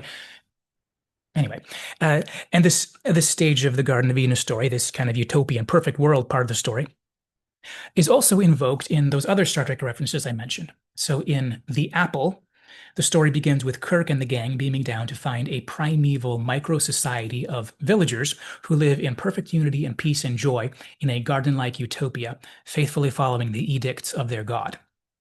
At least it seems perfect at first. And in that other episode, the season 3 episode, The Way to Eden, Dr. Severin and his group are searching for a utopian perfect world or spiritual paradise, which is the planet Eden. Similarly, in Star Trek V, The Final Frontier, Sybok and the gang are looking for a place at the center of the galaxy that is sort of a combination of the concept of Eden and the concept of heaven. And I think the episode The Way to Eden also blurs those two concepts of Eden and heaven, which I think is a reasonable thing to do because Christian theologians have often observed that one helpful way to think about the future world Christians are looking toward is that it's basically what Eden and the original creation were supposed to become, if not for the fall. In other words, the kingdom of Jesus would be a more developed version of what Eden was originally supposed to become prior to the fall. So in that sense, it makes a lot of sense for Star Trek to, in episodes like The Way to Eden and the film Star Trek V, to blur the concepts of past paradise or Eden with the concept of the longed for future paradise or heaven. And then here in this episode, where no man has gone before, we also see the Garden of Eden imagery being used in that primeval, blissful utopian sense. And also it includes this procreation element. Whereas in the cage, Pike was forced into a blissful Eden by oppressive gods. Here in Where No Man Has Gone Before, Mitchell puts himself into his own Garden of Eden because Mitchell is God and he can do that. Instead of God being above Adam and Eve, in this version, God is Adam and Eve. They make their own rules. They declare their own reality. In this Eden, there are no restraints, no cage walls, no illusions put there by Telosians, and no forbidden fruit, no tree of the knowledge of good and evil, which if you eat it, you will ruin the paradise. In that sense, Mitchell has created the truly perfect Eden because he makes all the rules. In that sense, it is perfect for him. And that's part of the setup, because part of the question is that actual perfection? Or is that actually hell? All right, now let's go back and let's finish off the second half of the original Adam and Eve story, and then let's talk about how that second half is also reflected in these Star Trek episodes. So, in the text of the Bereshit, what comes after the beautiful paradise moment that we talked about, where we left Adam and Eve standing together as the primeval human pair standing together, naked and completely enraptured with one another in their idyllic oasis of trees and brush and a gently rippling stream under a clear blue sky. After that paradise snapshot, then, at some undefined point, there ends up being a serpent, which Christians understand to be a manifestation of Satan. There's a serpent who tells the Isha, the female, that the forbidden fruit shouldn't actually be forbidden. Because earlier in the story, God had told the Adam that you can eat any of the fruit in the garden, except there's this one tree, the tree of the knowledge of good and evil. Don't eat from that one or you'll die. And so now, at some undefined point after that, this serpent tells the Isha, he basically says, God told you what? That's not true. You won't die if you eat that. The truth is, God knows that if you eat that fruit, you'll become like God yourself. You will have the knowledge of good and evil. So she eats the fruit, and suddenly Adam and Eve both realize they're naked, and they're ashamed, and they're afraid, and they try to hide from God. So God confronts them. God kills some animals to give them skins to wear, and then God pronounces a number of curses that have resulted from them eating the fruit. And God sends them away from the garden so that they don't end up eating from this other tree, the tree of life. So they don't end up eating from the tree of life and then end up living forever in their fallen state, which presumably would have been some really disastrous kind of everlasting life. So the Adam and Eve story is a two-part combination of the primeval good with the primeval bad. It's a combination of the utopian paradise, the before picture, with the origin of evil, the after picture. And many Christians suggest that we can philosophically interpret all of reality as being either in coherence with the Edenic vision, the it is good vision of God, or with the corrupting influence of the fall, the curse, as it's often called, or to quote the Apostle Paul, the groaning of creation under the curse. So it's kind of a beauty and pain, order and chaos, hope and despair kind of thing. It's kind of a handy primeval idea map that can be laid over top of the various kinds of things that we see in the world around us. But anyway, when Star Trek uses Eden imagery, they often employ elements from both the part one, the utopian paradise part of the story, as well as from the part two, the fall of man part of the story. So in that season 2 episode, The Apple, with the society of people faithfully following their God in this garden-like paradise, Kirk and friends basically are the serpent. And actually, it's either Kirk or Spock, I forget which, but someone says explicitly near the end of the episode, they say that Kirk was the serpent. So Kirk is the serpent, and the forbidden fruit is sex. Now, so you might remember in the Hebrew story, sex was introduced in the utopian paradise part. And the image we have to represent the pre-fall perfection is usually two naked people standing together, because that's how the story was set up. God made man, and he said out loud that this was the first thing he made that wasn't good. So he put Adam to sleep, and he made him permanently incomplete by splitting him and making the Isha out of his side.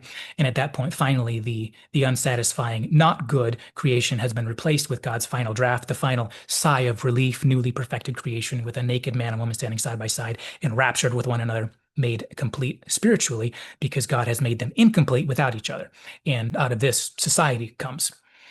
So what we have in The Apple is social life in which we have a whole village of people, but actually without sexuality. There are men and women, and they have sexual capacity, but their sexual instincts and awareness of it are dormant. And sexual activity is one of the things forbidden by their God. And I think part of what the Star Trek writers were going for when they turned the story on its head like that was to make a point about what they perceived to be the prudishness of religious and specifically Christian devotees during the sexual revolution. Whereas many were finding what they perceived to be enlightenment and new horizons through sexual liberation, many religious people, under the restraints of their beliefs about what God may or may not have said, prefer to follow the old rules and actively oppose the change. So the Star Trek writers put together a reverse of the Eden story, one in which the forbidden fruit and human sexuality flip roles. Instead of good and evil being the forbidden fruit, human sexuality is the forbidden fruit. And the fall of man was now the discovery of sex. If you remember in the episode, two of those primeval villagers saw Chekhov and his girlfriend kissing each other. So they decided to try it out with each other. And next thing you know, well, you can picture where that went. And if I remember right, the story resolves with Kirk providing the villagers with instructions about all the various parts of what it means to live life the way humans do, rather than under the restrictions and the micromanaging rules put down by their gods. Which is why, as they're heading off, as the Enterprise is heading off, it's either Kirk or Spock, I forget which, identifies Kirk as the serpent, because this was an Eden that seemed to be a paradise, but it really wasn't, because the overactive restraints and rules put down by the deities kept these people from developing and growing, either growing in terms of population or growing in terms of finding new ideas and creating social and technological development and all this kind of stuff. So paradise there wasn't paradise, because to be human means to grow and to change and to struggle rather than to stagnate under the paralyzing provision of a divine caretaker. And in that story, the forbidden fruit was sex. When we get to the way to Eden, you get the interesting story of this kind of cult leader type figure named Dr. Severin, who is looking for the Eden planet. And then he declares that he has found it. And he commandeers the Enterprise to take them there. But when they get there, they find that the grass is acidic and burns their feet, but they refuse to leave. The flowers burn your hands when you get too close. This Eden is basically a big, beautiful, lying horror, a nightmare covered over with the appearance of beauty. And when Kirk and friends finally arrive on the planet, they find the members of the group huddling together on the edge of this shuttlecraft with their feet eaten up by the acidic grass. And if I remember right, it was when Kirk was trying to dialogue with Dr. Severin that Dr. Severin, in this passionate resistance to what Kirk was saying, he tore off into the background, into the landscape. And when they finally find him, he has climbed up into a tree, taken down a piece of fruit, and begun to eat it, which is kind of a horror film kind of moment when you remember what happened when Chekhov just touched one of the flowers. When I watched this episode a year or two ago, I was just kind of waiting for this horrifyingly grisly death. But I guess the producers decided to spare us, and they decided that the fruit was merely poisonous. So Dr. Severin dies without any of the flesh-eating horror that you would have expected from somebody putting something from planet hell into his mouth and beginning to chew it with determination. So, whereas in the other episode, the forbidden fruit was sex, I think in The Way to Eden, the forbidden fruit was actually religion itself, or perhaps more specifically, the religious fervor of misguided devotees, since this group was pretty much a cult built on one man's sense of direct insight gained through his intuitions, or something like that. Now, my memory's fuzzy about some of it, but if I remember right, their behavior was kind of a more emotionalistic and a more fast-moving version of the kind of of the kind of thing you can see happening psychologically in a group like, for example, Heaven's Gate. And there have been plenty of other such stories of misguided religious fervor going in disastrous directions. So, because of that, you might not necessarily be sure whether the writers intended the forbidden fruit to be religion in general, or whether they intended it to be delusional religious fervor in particular. But needless to say, in this case, eating the fruit from the tree of religious fervor turned out to be the fruit that, to quote from God in Genesis 3, the fruit that in the day you eat of it, you will surely die. And then what about this episode? What about Where No Man Has Gone Before? Where does the fall or the fruit fit into this use of Eden imagery? Well, pretty quickly in our story here, after Mitchell creates his Eden while associating himself verbally with the traditional monotheistic God, a little bit into it, he waves his hand and says, "Let there be food, Catharian apples." And this is a reference to Genesis chapter 1, where God says, "Let there be light," and then "let there be this, let there be that," etc. So Mitchell says, "Let there be food." And then specifically in true Star Trek fashion, he can't just say apples or give it a funny name like "Let there be widgibits," but instead he has to call it Catharian apples. This is one more traditional Star Trek trait that starts right here and goes throughout the series. You can't just say it's a bat; it has to be an Andorian bat, or you can't be a sloth; it has to be a Talarian sloth or a Bolian beaver or whatever. Which I think is kind of funny since in real life I don't normally hear people saying it's a South American frog or oh look an African beetle or an Australian kangaroo. But it's kind of like Star Trek technobabble. It wouldn't be Star Trek if you're allowed to say tree toad instead of specifying Talaxian tree toad. And that trend apparently, I guess, started right here, or probably started in the cage, I suppose, now that I think of it. But anyway, what makes this part here a little different from those trends later in Star Trek is that in this case, it's actually not just a normal apple. It actually looks a little bit more like my best guess would be maybe a pomegranate. I've never seen a pomegranate and I've never eaten one, but it's kind of what it looks like to me. And what makes that interesting is because if you ask an Old Testament scholar what they think the forbidden fruit most likely actually was, since there's no historical or literary reason to think that it was an apple, the answer that I've heard is pomegranate. So that, by odds, would be what the ancient Hebrews would have probably had in their heads when they heard a story about a fruit on a tree. The most likely image would have been a pomegranate. And it looks like these Catharian apples, as Mitchell calls them, are supposed to be the fruit of the tree in the Garden of Eden, particularly since the second most common image, if somebody's thinking of Eden, the second most common image after the naked Adam and Eve standing in the landscape, the second most common image would be Adam or Eve eating the forbidden fruit. And I think that's what the writers are trying to invoke here. This divine Adam and Eve have created their own Eden, and they're experiencing their true freedom with no God over them because they are divinity themselves, and they have all the power and they make all the rules themselves. And when they eat the fruit of the tree, there's no God to be upset because they are God. So in this modified version of the story, the forbidden fruit is simply not forbidden. The forbidden fruit is free and joyful. And the divine creative pair of this unbounded Adam and Eve can eat freely with no restriction. So we had the original story with forbidden fruit being the knowledge of good and evil, the awareness and familiarity of moral and immoral choice. And then in the Star Trek episode, The Apple, the forbidden fruit was the primeval sexual discovery that led to condemnation. And then in the episode The Way to Eden, the forbidden fruit was religion itself, or perhaps delusional religious fervor. And then here in this alt pilot at the beginning, where no man has gone before, the fruit of the tree is actually just not forbidden at all, and perhaps plays a positive role as reflecting their ascent into greater and greater godhood, into deeper and fuller joy.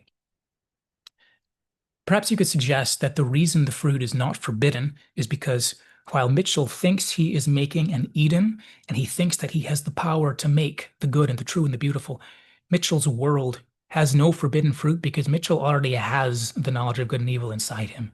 He has the awareness and experiential familiarity of moral and immoral choice. He has good and evil interplaying within him, just like Adam and Eve did after the fall.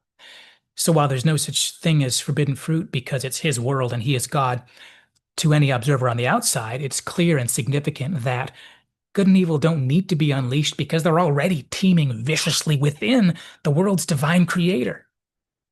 And that'll be a big part of the point of the dialogue that's going to follow, because Kirk's point is going to be that Mitchell's God powers that he is declaring have made him God are actually just amplifiers for the worst parts of humanity. So he doesn't have to eat forbidden fruit to awaken the distinctions of good and evil, because they're already deep inside him, just like in every one of us. And the more power he has, the more his darkness and moral frailty just get amplified. All right, so next up in the story, Kirk is searching the area for Mitchell and Dehner, and he's calling out. And finally, Mitchell suggests for Dehner to just go talk with him. And he says, go talk to him. Quote, now that you're changing, I want you to see just how unimportant they are. It's so interesting because this idea of power-corrupted people, thinking of normal people as less than or insignificant, that's a theme that comes up often in stories that center around these sorts of themes. To use a handful of non-Star Trek examples that really major on these themes and which I've had in my mind lately, Saruman from The Lord of the Rings looks down on others after he's become corrupted, and that's a significant part of the story. In C.S. Lewis's The Magician's Nephew, Uncle Andrew and Queen Jadis look down on common people and see themselves above them. That's a very important part of the story. And in the Harry Potter stories, the followers of Voldemort look down with contempt on common wizards and especially on non-wizards or muggles. And the young Grindelwald, when he began to develop dictatorship ideals, he began to show more and more contempt for those he felt were less than him. And the logic provided by each of those above fantasy characters in those different franchises tends to be a kind of logic that says, because they're insignificant and I'm significant, that justifies my freedom to do immoral things or seemingly immoral things. He might say that it's not immoral for me because I'm above morality or beyond morality or something like that. So, if Mitchell's on the same path, which I think he is, we could say that his feeling of superiority and his sense of how small and insignificant everyone else is, that's going to be part of what has been driving him in the direction he's going. And it seems that he's aware of that, so much so that he's hoping to make sure Dehner can settle into the same conviction of the insignificance of commoners and other people and the greatness of themselves. So this is kind of like Saruman saying to Gandalf, or Grindelwald saying to Dumbledore, or Palpatine with Anakin Skywalker. The idea is we, the great, you and me, we, the great, can rule together. But of course, before that can happen, we're going to have to make sure that we've successfully dislodged any silly, common moral sense of fellowness with humanity, or any sense that others deserve respect and appreciation and concern as fellow humans. So Mitchell says, go to him. Now that you're changing, I want you to see just how unimportant they are. So she does. Kirk tries to reason with her and bring her back, but her responses show exactly what Mitchell was hoping for. It's a kind of logic that comes from a strong sense of the insignificance of others and the greatness of themselves. And she explains, and then I copied out this whole section because it's such a dense and compelling dialogue. She says, Earth really is unimportant. Before long, we'll be where it would have taken mankind millions of years of learning to reach. And then Kirk responds, and what will Mitchell learn in getting there? Will he know what to do with his power? Will he acquire the wisdom? And he's cut off. She interrupts him and says, please go back while you still can. And he says, did you hear him joke about compassion? Of all else, a god needs compassion. Mitchell! So Kirk just referenced two very important things. Number one, the importance of moral growth and growth in wisdom that is in keeping with the pacing of your growth in power. This was the problem that the episode Charlie X focused on. Charlie was growing up, but he had too much power, and he ended up creating situations that neither the crew nor he actually wanted.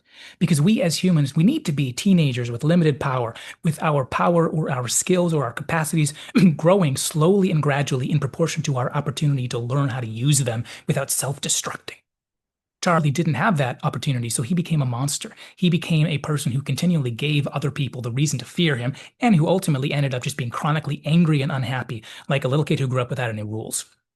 So first off, Kirk referenced the need to learn and grow gradually and slowly at a pace commensurate with gradual increases in power. And then Kirk says in this very emphatic, pivotal moment, he draws a very special amount of attention to the idea of compassion. He says, of all else, a god needs compassion.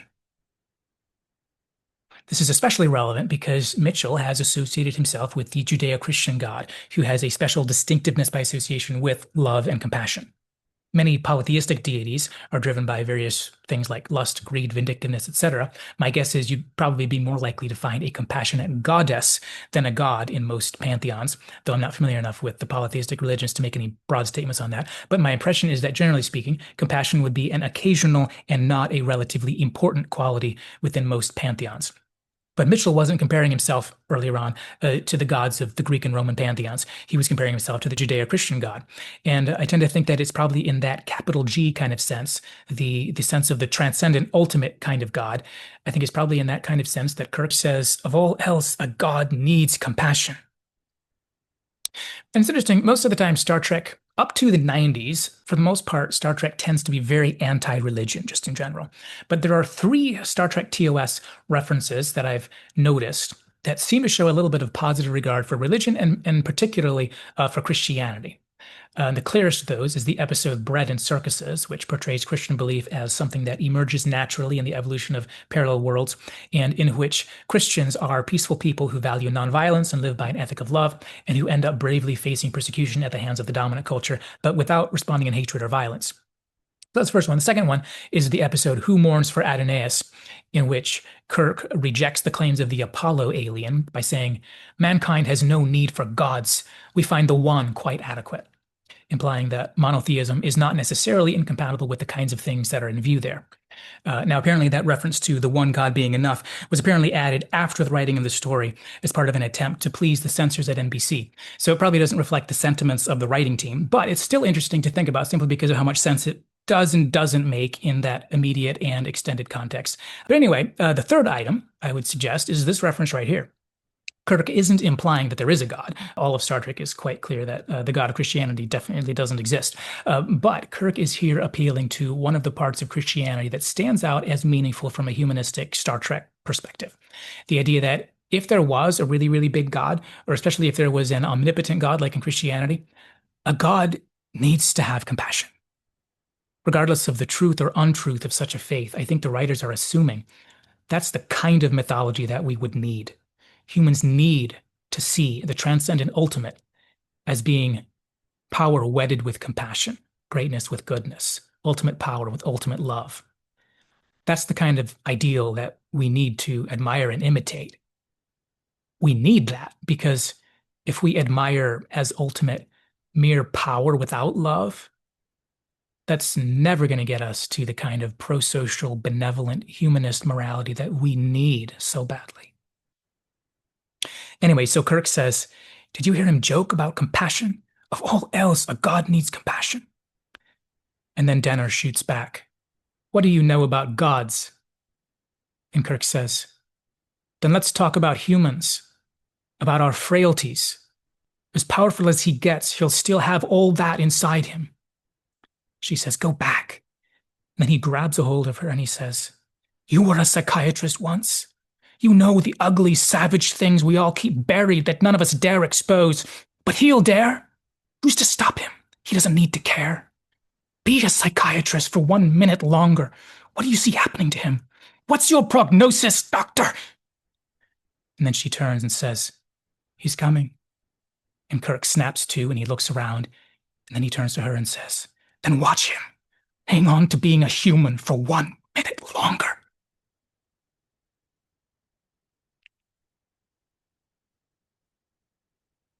And there's something about that line that just really clicks with me. Something that makes me want to take that for every one of us. Because Kirk's final line there says, or can say, if we want to think of it that way, it can say to all of us, watch, keep watching as you're sitting in front of your Star Trek episode. Keep watching. Watch and hang on to being a human for 1 minute longer. Of course, in context, he's been asking her to hang on to being a psychiatrist, to hang on to being someone who knows what goes on inside a person. So when he says hang on to being a human, he's kind of implying a mix. Hang on to being a psychiatrist, i.e. an observer of humans, and also hang on to being a human yourself instead of something that is less than that or something that is more than that, such as a god.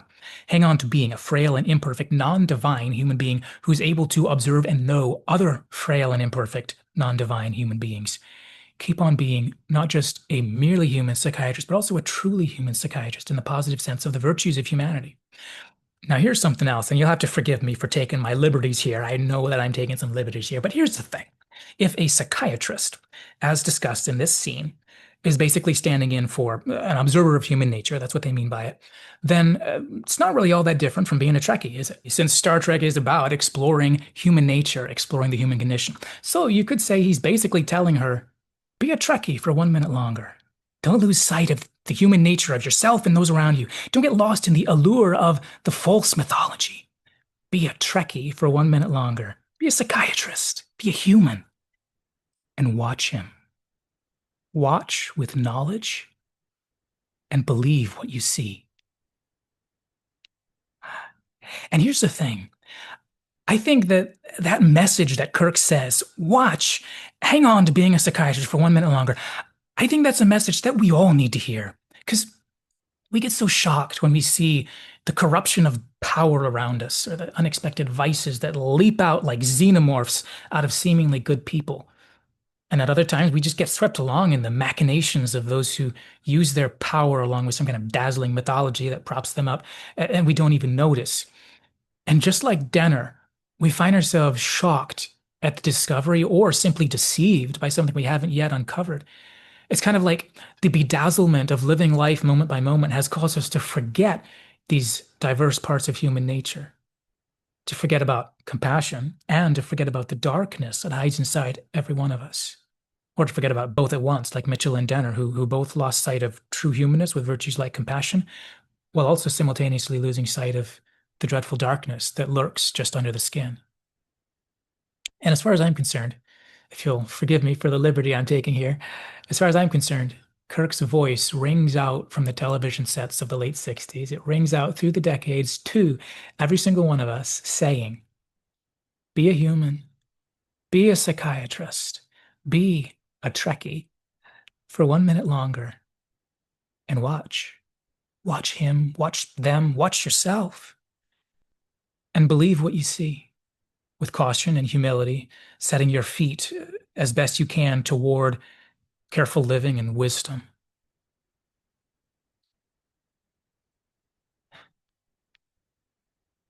Anyway, so for Kirk, I think there were some specific things that he wanted Denner to see as she watched Mitchell. I think Kirk was hoping in particular that she would see some particular manifestations of the corruption of power, and particularly as it may apply to her, some particular manifestations in Mitchell. And what I think she does end up seeing are these three particular things. So first off, she sees the response of the evil person to opposition, which reveals the unexpected dark side of his new morality. Second, she hears from Kirk about the true administration of absolute power and what it means to be with such an evil person. And third, she sees and experiences the response of that evil person when you begin to get in the way. So that first one starts to play out after Kirk has tried to stun Mitchell, and then Mitchell coldly and vengefully sets out to kill Kirk with a really sadistic and impulsive kind of poetic flair. He doesn't just lack compassion, he despises it. And in contrast to how Charlie acted toward Kirk near the end of Charlie X, Mitchell has no hesitation or emotional hang-up about any part of the process of hurting and killing Kirk, as he forces Kirk to his knees and demands that he pray to him, etc.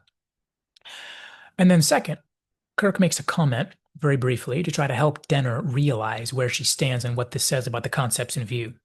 When Mitchell forces Kirk onto his knees and demands he pray to him, Kirk emphasizes something to the effect of, only to you, not to the two of you?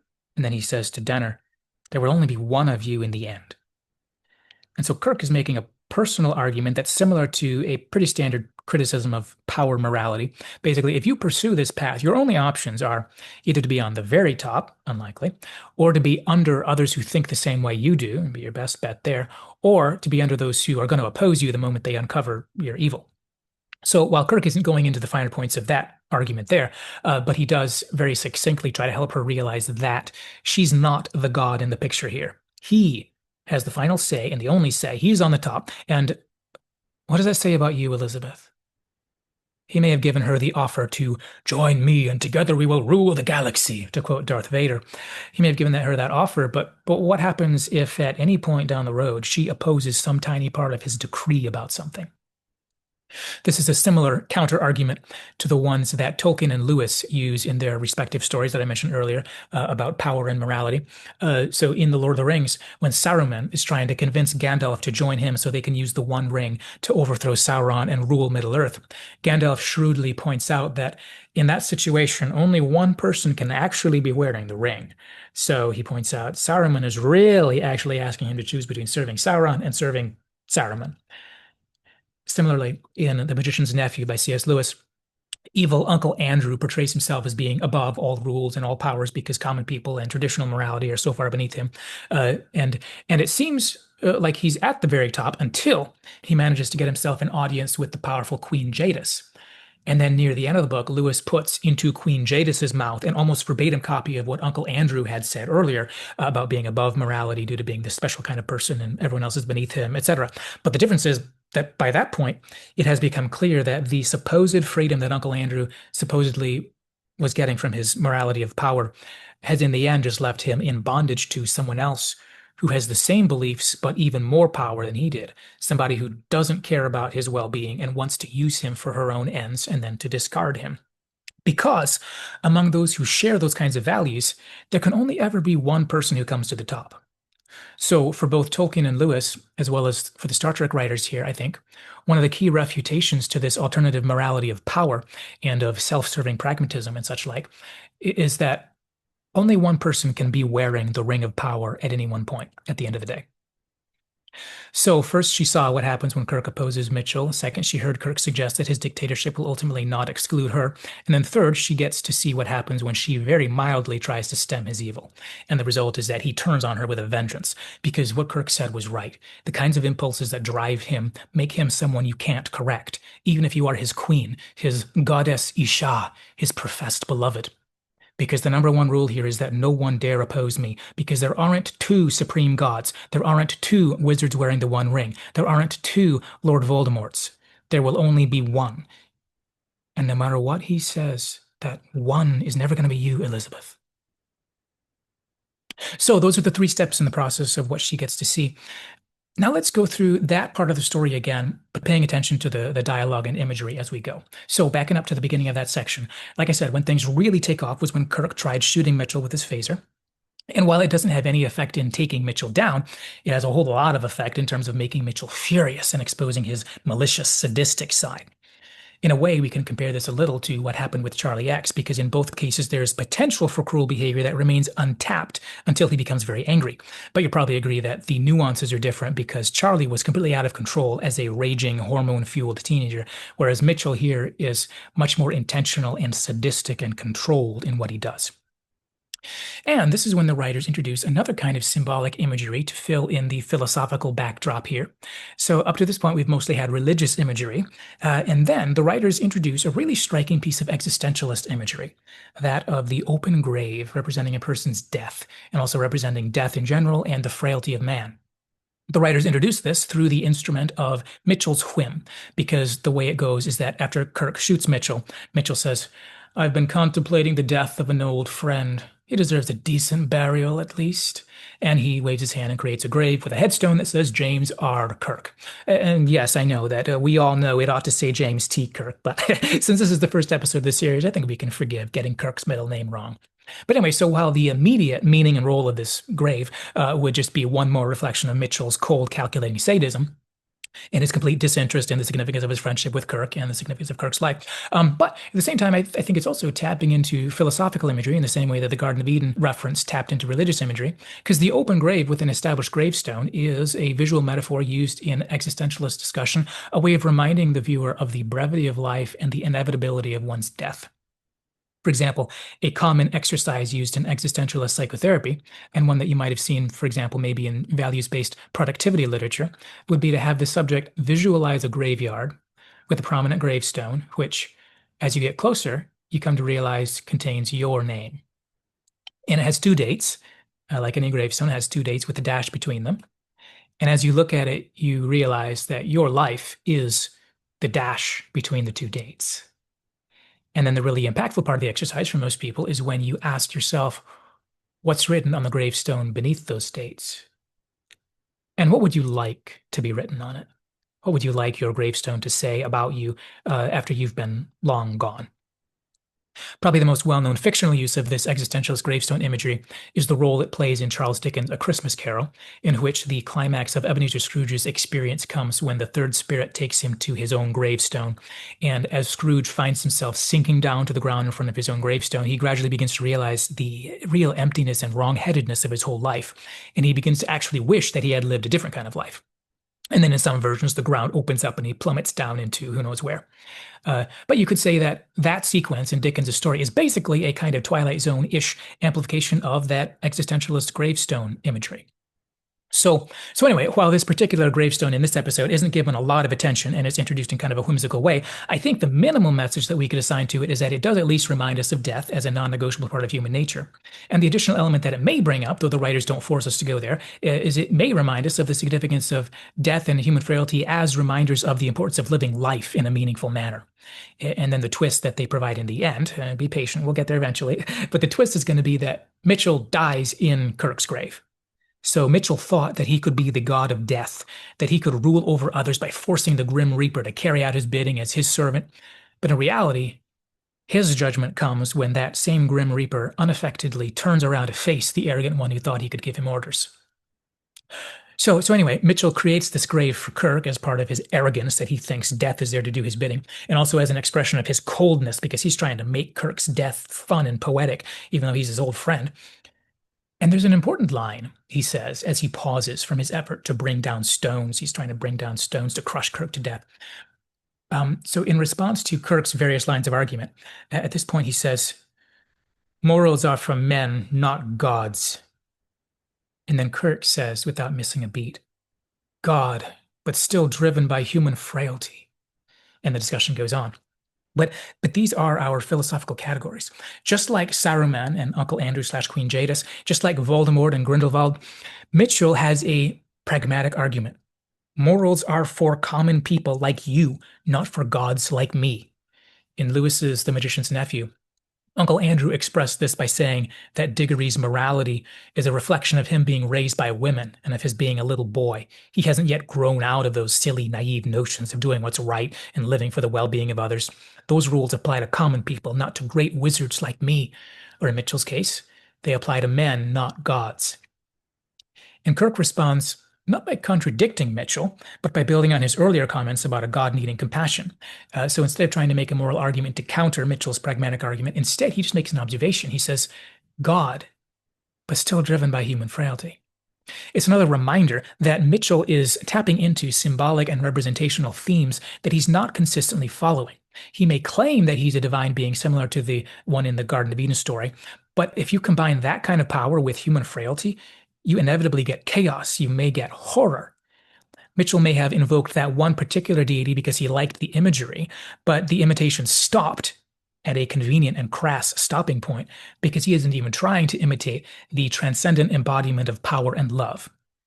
He's trying to imitate the embodiment of power only, coupled with the frailty of unfettered moral chaos. So like I said earlier, I definitely don't think the Trek writers have any interest in the Judeo-Christian God as a true concept. But I think Kirk is here assuming that if we do have an image of the ideal or the ultimate that shapes our actions and aspirations, it can't be an image shaped by the concept of mere power or chaotic impulse. A God driven by human frailty, or especially a capital G God driven by human frailty, is a deadly combination. It's interesting that Mitchell uses the word in the plural, implying a polytheistic image, such as what we might associate with Greek or Roman mythology. Kirk responds in reference to God as a proper noun, the monotheistic God. Now, this mix and match combination does kind of go throughout the whole sequence, but at the same time, I wonder if in this particular case, it's a way of both characters trying to shape the discussion in a way that favors their current argument. The concept that morals are for men, not gods, makes a lot more sense when you're talking about gods in the plural. Greek and Roman gods, for example, have the power to do what they want, and you had better watch out and make sure you don't get in the way. But Kirk responds in reference to Mitchell's earlier self-reference as the monotheistic God. So Mitchell wants to emphasize that he can do what he wants, so he uses the term gods as a category of power. Kirk wants to emphasize Mitchell's failure to reach transcendent ideals, so he contrasts Mitchell's godhood with the transcendent ideal that Mitchell had carelessly invoked and then backed away from once it no longer suited him. And then at this point, this is when Kirk turns to Dehner, right after he says, God, but still driven by human frailty. He turns to Dehner and says, do you like what you see? Because Kirk wants her to realize this kind of power can't go unchecked if human frailties are playing out without restraint. And I think this is a really compelling argument. It makes a lot of sense since, after all, philosophically speaking, part of the reason polytheistic mythology kind of works is because none of the gods are anything close to absolute. So they can compete amongst each other without the universe imploding because of the chaotic nature of it. And if I'm not mistaken, there are also other beings or principles called the fates, which play a role in determining what reality ends up looking like in the Greek and Roman system. But in contrast to that, if somebody wants to be or pretend to be the absolute, and yet they are driven by frailties and impulses like greed and avarice and spite, we're going to get chaos and horror. Which takes us naturally to what Kirk is about to say next, because after he says that, then Mitchell pushes him down, tries to force him to pray. And then Kirk points out, "You said pray to me, why not us?" He tells Dehner, "There will only be one of you in the end." And then Kirk makes perhaps the most memorable line in the episode. He says to her, "Do you like what you see? Absolute power corrupting absolutely." And I think probably you could say that that's the thesis statement or the purpose statement for the whole episode. It's an episode about the concept of power corrupting and absolute power corrupting absolutely, a reference to the 19th century quote from John Acton. I think you could really say that that's the point of this whole sequence, as well as a big part of the point of the Charlie X episode, I think. And this is the transition point. This is the final thing Kirk says before she changes her mind and begins to tentatively push back against Mitchell. So you could say that this aphorism, this well-known phrase that embodies the point of the whole episode, you could say that this phrase serves as the hinge or the pivot point for the episode, or at least for this scene. It transitions from the problem to the resolution. It transitions from the question stage to the clarity stage, from the unresolved character tension to the resolved character tension. And man, this episode is so structured and such a refined form of topical storytelling. But anyway, so after this, she kind of initially zaps Mitchell a little bit, kind of gently to make him stop torturing Kirk, which is what he's doing. And Mitchell is startled, but he's not particularly hurt by it. But his response is fierce anger. And his face seems to say, "How dare you?" And what he does next, almost as a vindication of Kirk's earlier accusation, his response is to try to force her into submission by zapping her back with even more power, just like Kirk kind of implied that he would. And then, after she exhausts herself trying to fight him, then he and Kirk end up in a fist fight.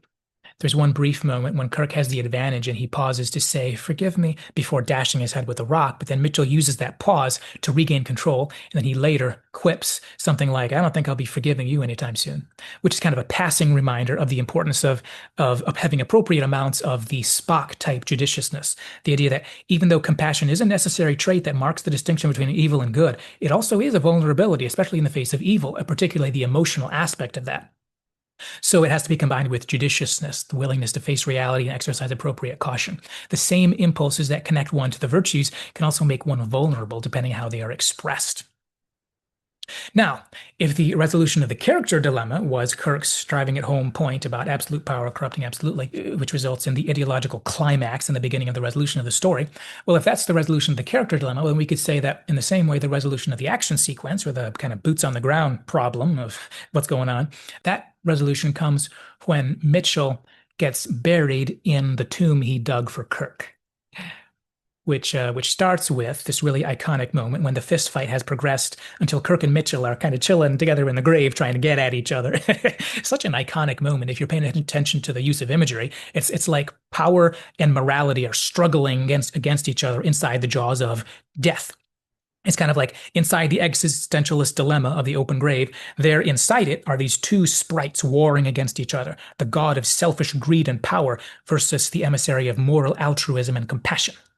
So anyway, finally Kirk springs out, and it just so happens that Mitchell tumbles back in, and then with a quick phaser blast from Kirk, Mitchell gets crushed to death in the grave by falling rocks. So he dies in the grave he dug for Kirk. Kind of like Haman dying on Mordecai's gallows in the book of Esther. Intentional ironic justice. In this case, intentional by the writers, not by the characters. But in a way, while it definitely provides a very effective and impactful ironic justice moment, it also kind of lands in a poetic manner because, after all, isn't it true that all abusers of power, all absolute power corrupting absolutely kinds of power figures, they all end up with the same kind of end that Mitchell had. They end up in the metaphorical open grave of existentialism. They end up in a grave, literally. They all end up with their life turning out to have been just the dash between two numbers. They end up devoured by the same undiscriminating grim reaper that takes us all. They end up absorbed by the inevitability of human death and the universal brevity of human life. That's where Mitchell ended up, and that's where every evil human ruler ends up, no matter how much that leader might think and might look to others as though he's the god of death. In the end, every one of us is just, and can only ever be, just one more vulnerable shade cowering before the indiscriminate, unstoppable Grim Reaper. Anyway, after that, we get the really, really beautiful moment when Kirk slowly approaches Dehner, and she's about to die, but she dies tragically because she dies right after having found the truth. And her final words to Kirk are, "I'm sorry. You can't know what it's like to be almost a god." And she dies. You see, we as the audience aren't supposed to look down on Mitchell and Denner with callous judgmentalism. We're not supposed to cast a scornful sideways glance at these wicked leaders who are other to us. The writers have created a story that does kind of the same thing as the Charlie X story and as the unaired pilot The Cage, in which we come to the end and we find ourselves staring at these purveyors of horror and realizing how shockingly and tragically relatable they are. We hear Denner say to Kirk, "You can't know what it's like to be almost a god." And we have to realize, you're right. I can't imagine what that would be like. I really can't. And the reason we can say that is because we have within us a little bit of what Kirk spoke of to Denner. Remember earlier, he begged her to remain human for just a minute longer. He wanted her to remain a psychiatrist, which means observing and accepting the reality about the universality of human good and evil within each one of us, but also to remain human in the positive sense, to remain someone who is in touch with the deep virtues of true humanity, compassion, kindness, wisdom, hope, and the Starfleet way. So Kirk hears Denner's final words and he's moved by them because he relates with her. And I think, this is just my opinion, but I think that Kirk realizes that it could just as easily have been him.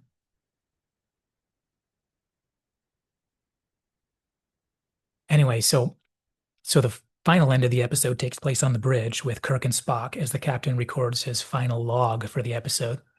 And the captain records, "Captain's log, stardate 1313.8. Add to official losses, Dr. Elizabeth Denner. Be it noted, she gave her life in performance of duty. Lieutenant Commander Gary Mitchell, same notation." And he ends the recording and he explains to Spock, "I want his service record to end that way. He didn't ask for what happened." And Spock says, "I felt for him too." And then Kirk says, "I believe there's some hope for you after all, Mr. Spock." And then that's how the episode ends. So, as the credits roll, what are we supposed to come away from the episode thinking or thinking about? I think there are a number of main points that stand out. I think each of these come together for a beautifully balanced, unified whole. And I think this episode is just so tightly packaged and structured that even if you're not paying attention, I think most people are going to leave the episode having some kind of thoughts about at least one of these. But so here are the five that I came up with as I finished out the episode this last time. These are some things I jotted down. Number one, emotions are a liability. Sometimes swift and otherwise questionable action is necessary. Number two, compassion is a non-negotiable part of true humanity. Number three, frailty, darkness, and ugly, savage things live inside us, i.e., evil. That's my word, not Kirk's. I don't think he uses the word evil, but it's clearly the general idea. Ugly, savage things live inside us, and power allows those things the opportunity to expand. Number four, therefore, because of that, power corrupts, and absolute power corrupts absolutely, i.e., true humanity or the Starfleet ideal can so easily become corrupted by the kind of freedom that unchecked power enables. And the more absolute that power is, the more likely that's going to happen because we all have that ugliness inside. And number five, Kirk alludes to the wisdom that can come in the learning process through gradual growth of power, suggesting that it's important that if power is to be had, it is vitally important that that power be commensurate with the person's stage of growth and maturity in terms of wisdom and moral development, spiritual character. Charlie X being the illustration of how too much power too quickly can just completely sabotage that growth process. And then finally, for number 6, here's my bite-sized summary of the whole episode. You should have killed me while you could, Jim. Command and compassion is a fool's mixture. Do you like what you see, Elizabeth? Absolute power corrupting absolutely. I felt for him too, Jim.